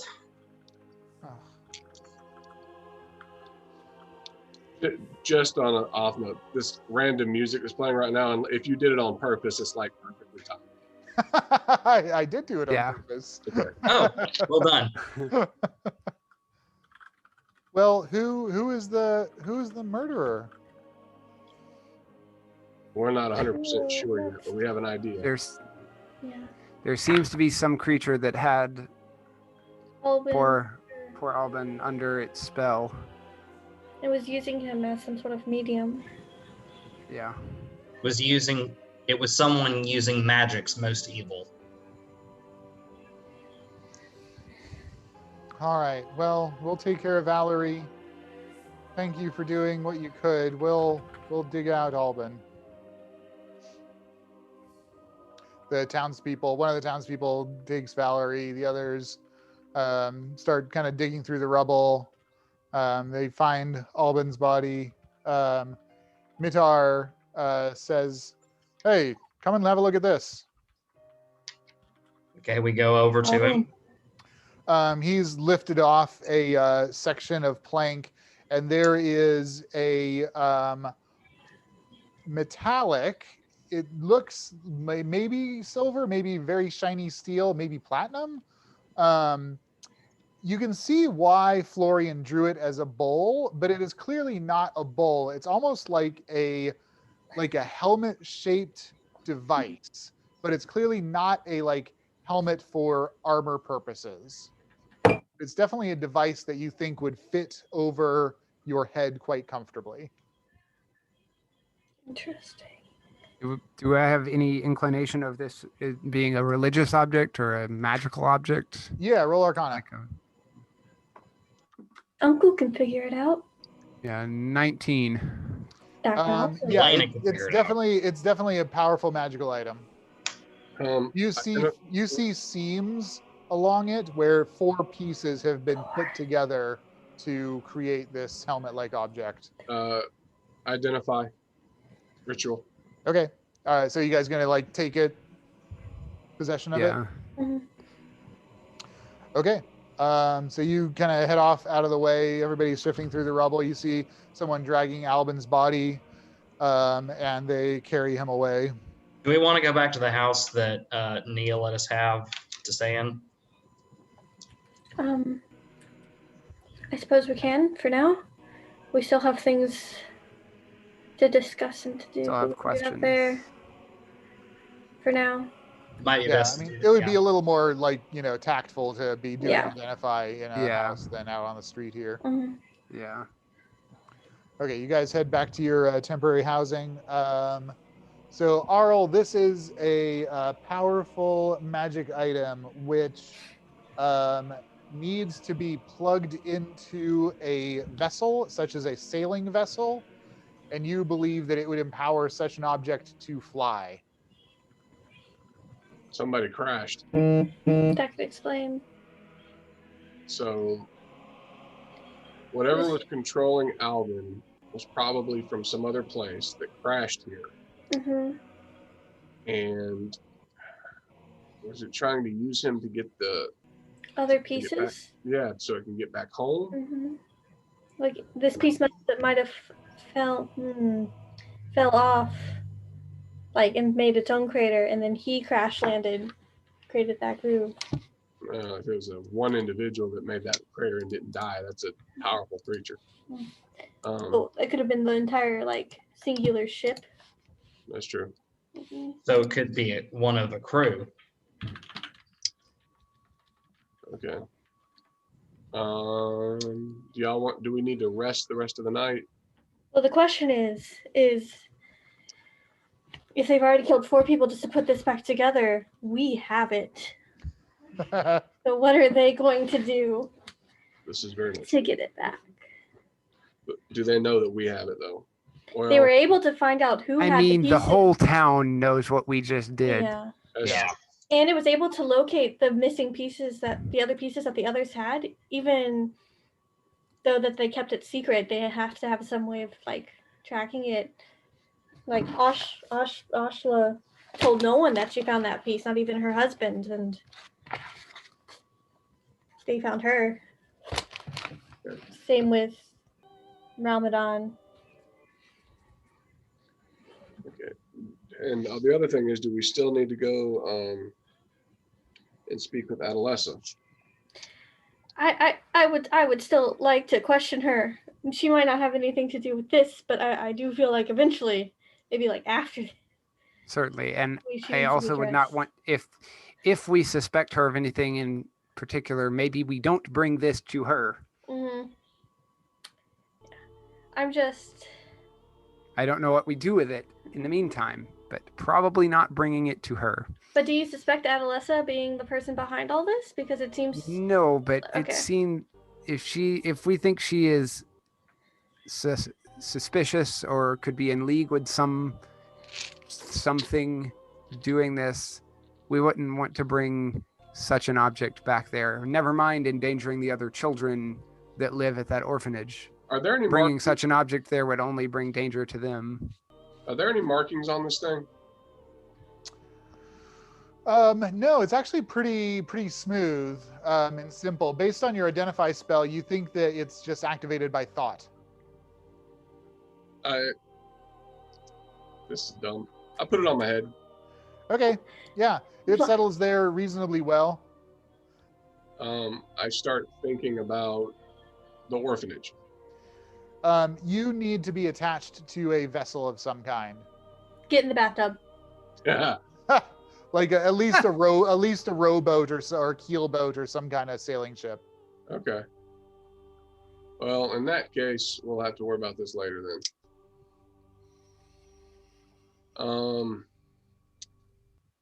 I don't know, y'all. Because we know it's some amphibian type monster creature thing, most likely, but I don't know where it is.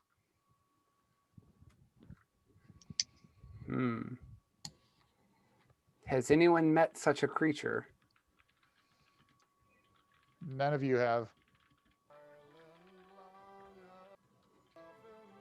We could ask Nea if she's seen anything like that. You could. It's late and the town has had some serious tragedy. Maybe you should just get some sleep and then tackle it in the morning. Do we want to Certainly. sleep? If we sleep tonight, we should probably We should definitely sleep keep in watch. shifts and stay in the same room. Yeah. Fully agree. I'll take first watch, and I'll also cast Song of Rest. What's that do? Oh, that's just if we're doing a short rest, right? It lets us roll extra on our hit dice. I thought it was during a long rest too. We don't roll hit But dice long on rest, long we rest. just go back to full hit dice or full HP. Song of Rest. I don't need a full. You roll an extra 1d6. When you're rolling hit hit dice. Yeah. So a short rest, because you're not rolling hit dice on a long rest. You just heal. Okay. Yeah, but if you're taking watches and if you want to rest, Yeah, if you want to just be yeah, sure. that's not a bad idea, just to add up a little bit. All right. Okay, what's the watch order? What's everybody's hit points? Low. 17 for A me. little less than half. 20. I'm at 28. 28. I'm at 24, I 28 think. too. I'll take the first watch. Okay. Oh, I'm at 20. That's what I'm at. But I only need 4 hours because if I go into a trance, it's the same as me resting for 8. That is very true. You rarely sleep, Uncle. You're always awake in the middle of the night. Too much work to do to be sleeping all the time. No wonder you got so good at all your spell casting. All that extra time to prepare. Wasn't enough to save his life. Damn it. Okay, in the small hours of the dark night, Dusan and Aurel, you are both awake on watch, and you have a sending in your minds. You see brief flicker of a creature that looks like this. And you. Oh, this son of a... And you hear in your mind, I am Endu, and you will do my bidding. You're not as nice as you were last night, and do. And then it vanishes from your mind. I'm just kidding, though. I don't know who Indu is, because that was Clement. I do. And not Darina. And he's already gone, huh? Yep. Can they answer? Yeah, what's sure. sending? Yeah. You get 25 words to talk to him if you want. Both y'all. Yeah, if you really want to. If you really You don't have to. You don't I have to. have nothing to say to this creature. I'm... What do you want? Okay, there is no response. Fair. Then I guess nothing. Yep. And I go back to my watch. Okay, the rest of the night passes uneventfully. I Appreciate it. probably should not have lightning bolted the room. I mean, to be fair, I took out half the wall, but I didn't know how down that thing was, and I just didn't want to keep this going. Yeah, Right, you guys no, can I mean, share the blame on that one. I accept responsibility. Okay. As for our plans Thank you, now, I'm I there. assume y'all tell us about this message, yeah? Indu, Oh, my yeah. Indu. Yeah. What the And I heck? and I tell y'all And do what you he tell did us that before, and about he's the one that helped us with the hissers. do you think this is his object? I don't know. He wasn't. Murderous? Yeah, Full of rage? it's a good way to put it. Is he from this plane? Is he No. Hmm. No. I'm not. could he 100% have crash sure landed here? I'm not 100% sure where he's from, but I am sure he's not. I'm sure he's an aberration of something like of some sort. And might he have such webbed looking feet? I honestly didn't. Okay, he's not. Yes, I was gonna say I honestly did not look at his feet last time I saw him. So, Because that is my strong suspicion, is that this creature, given the nature of what was emanating out of Alban, the psionic nature of that, I suspect such a creature that would speak to your minds may have been also behind whatever poor fate befell Alban. That stands to reason. Especially if he had feet such as we saw right there where you detected that devious enchantment magic. So is it possible he was trying to get these things back from the people that took them? that's entirely possible. Why Because we murder didn't- them? Because this is the only one we found, and he didn't have a chance to get it back from us. I'm wondering if Indu, the last time he had any dealings with us, it was because the hissers were causing too much of a problem and were upsetting the balance, his balance specifically. So I'm wondering if, in this case, something or someone got out, maybe a prisoner or somewhere, and it's upsetting his balance again. and he's wanting us to collect all these parts, or he's trying to collect all the parts. But he doesn't seem to be the type of thing that would just go around just, I mean, if he's going to kill you, he's just going to straight up kill you. It's weird. Well, maybe maybe that's because his primary objective wasn't to kill them, it was to retrieve whatever object this is. That's true. And killing them was merely incidental, and that... I mean, summoning 4 different pixie things with sharp blades seems a bit different, especially if he said, seems a bit more leaning towards the murder side of things, especially if before he just came up to you and talked previously. Gave you the a other chance. thing is he's powerful enough psychically, I think, that he could have just taken over Albin's mind and had Albin bring him the metal pieces. Like he didn't. Is that not what he was doing? He was collecting them, but then he summoned those things to try to kill Albin. I mean, the first people they attacked were Albin and Valor. Well, I don't think they attacked. I don't think they attacked them. They attacked Valor. They attacked us. They attacked us and Valerie. They attacked everyone but him. Yeah. But he was also doing damage to us. So. Right, because he was working with the I don't think that discounts that he could have been using Albin to collect. Right. But the fact as just a vessel to collect the things and bring them to him. But he was still summoning pixies, which leads back to the idea that whatever he those wasn't creatures whatever, were. yeah. Wait. Cabby boys. What if we're thinking about this? What if we're thinking about this the wrong way? Even though each of the murder victims, none of the murder victims had these things on them. They had them with them. But is it possible that? Yes, but is it possible that whatever took over Albin took over someone else and then took the object back to wherever it was going, and then the pixie wraith things killed whoever found them originally?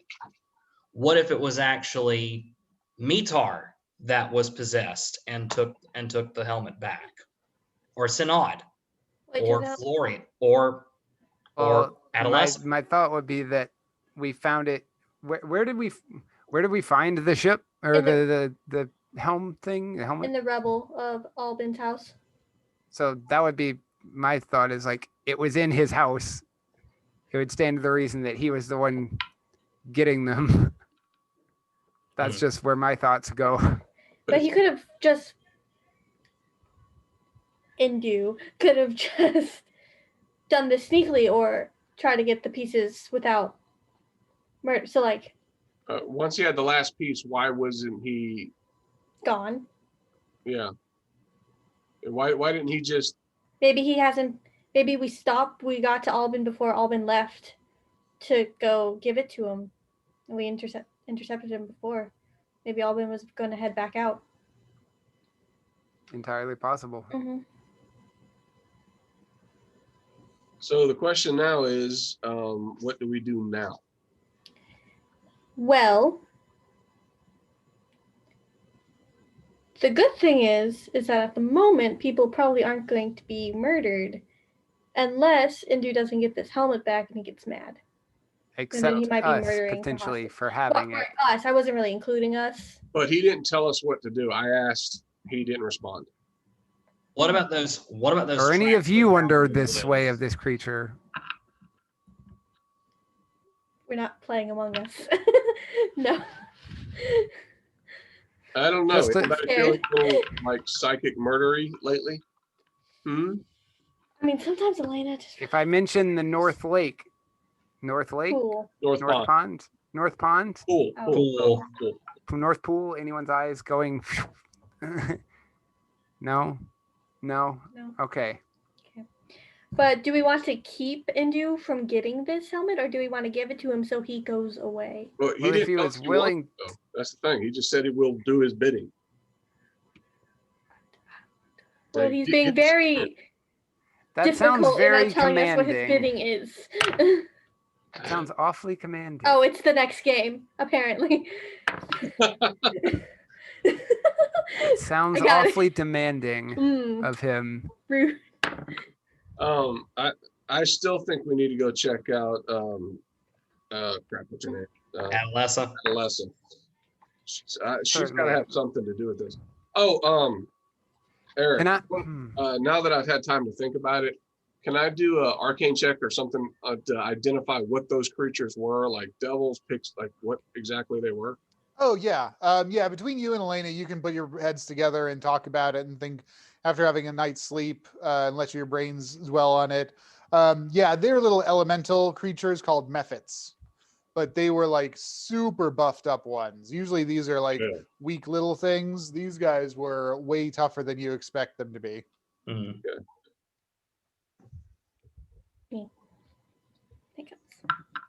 And Okay. yeah, it's probably now that you know what they are and you kind of piece it together. Yeah, probably. Oh my God, sorry, I forgot my notes.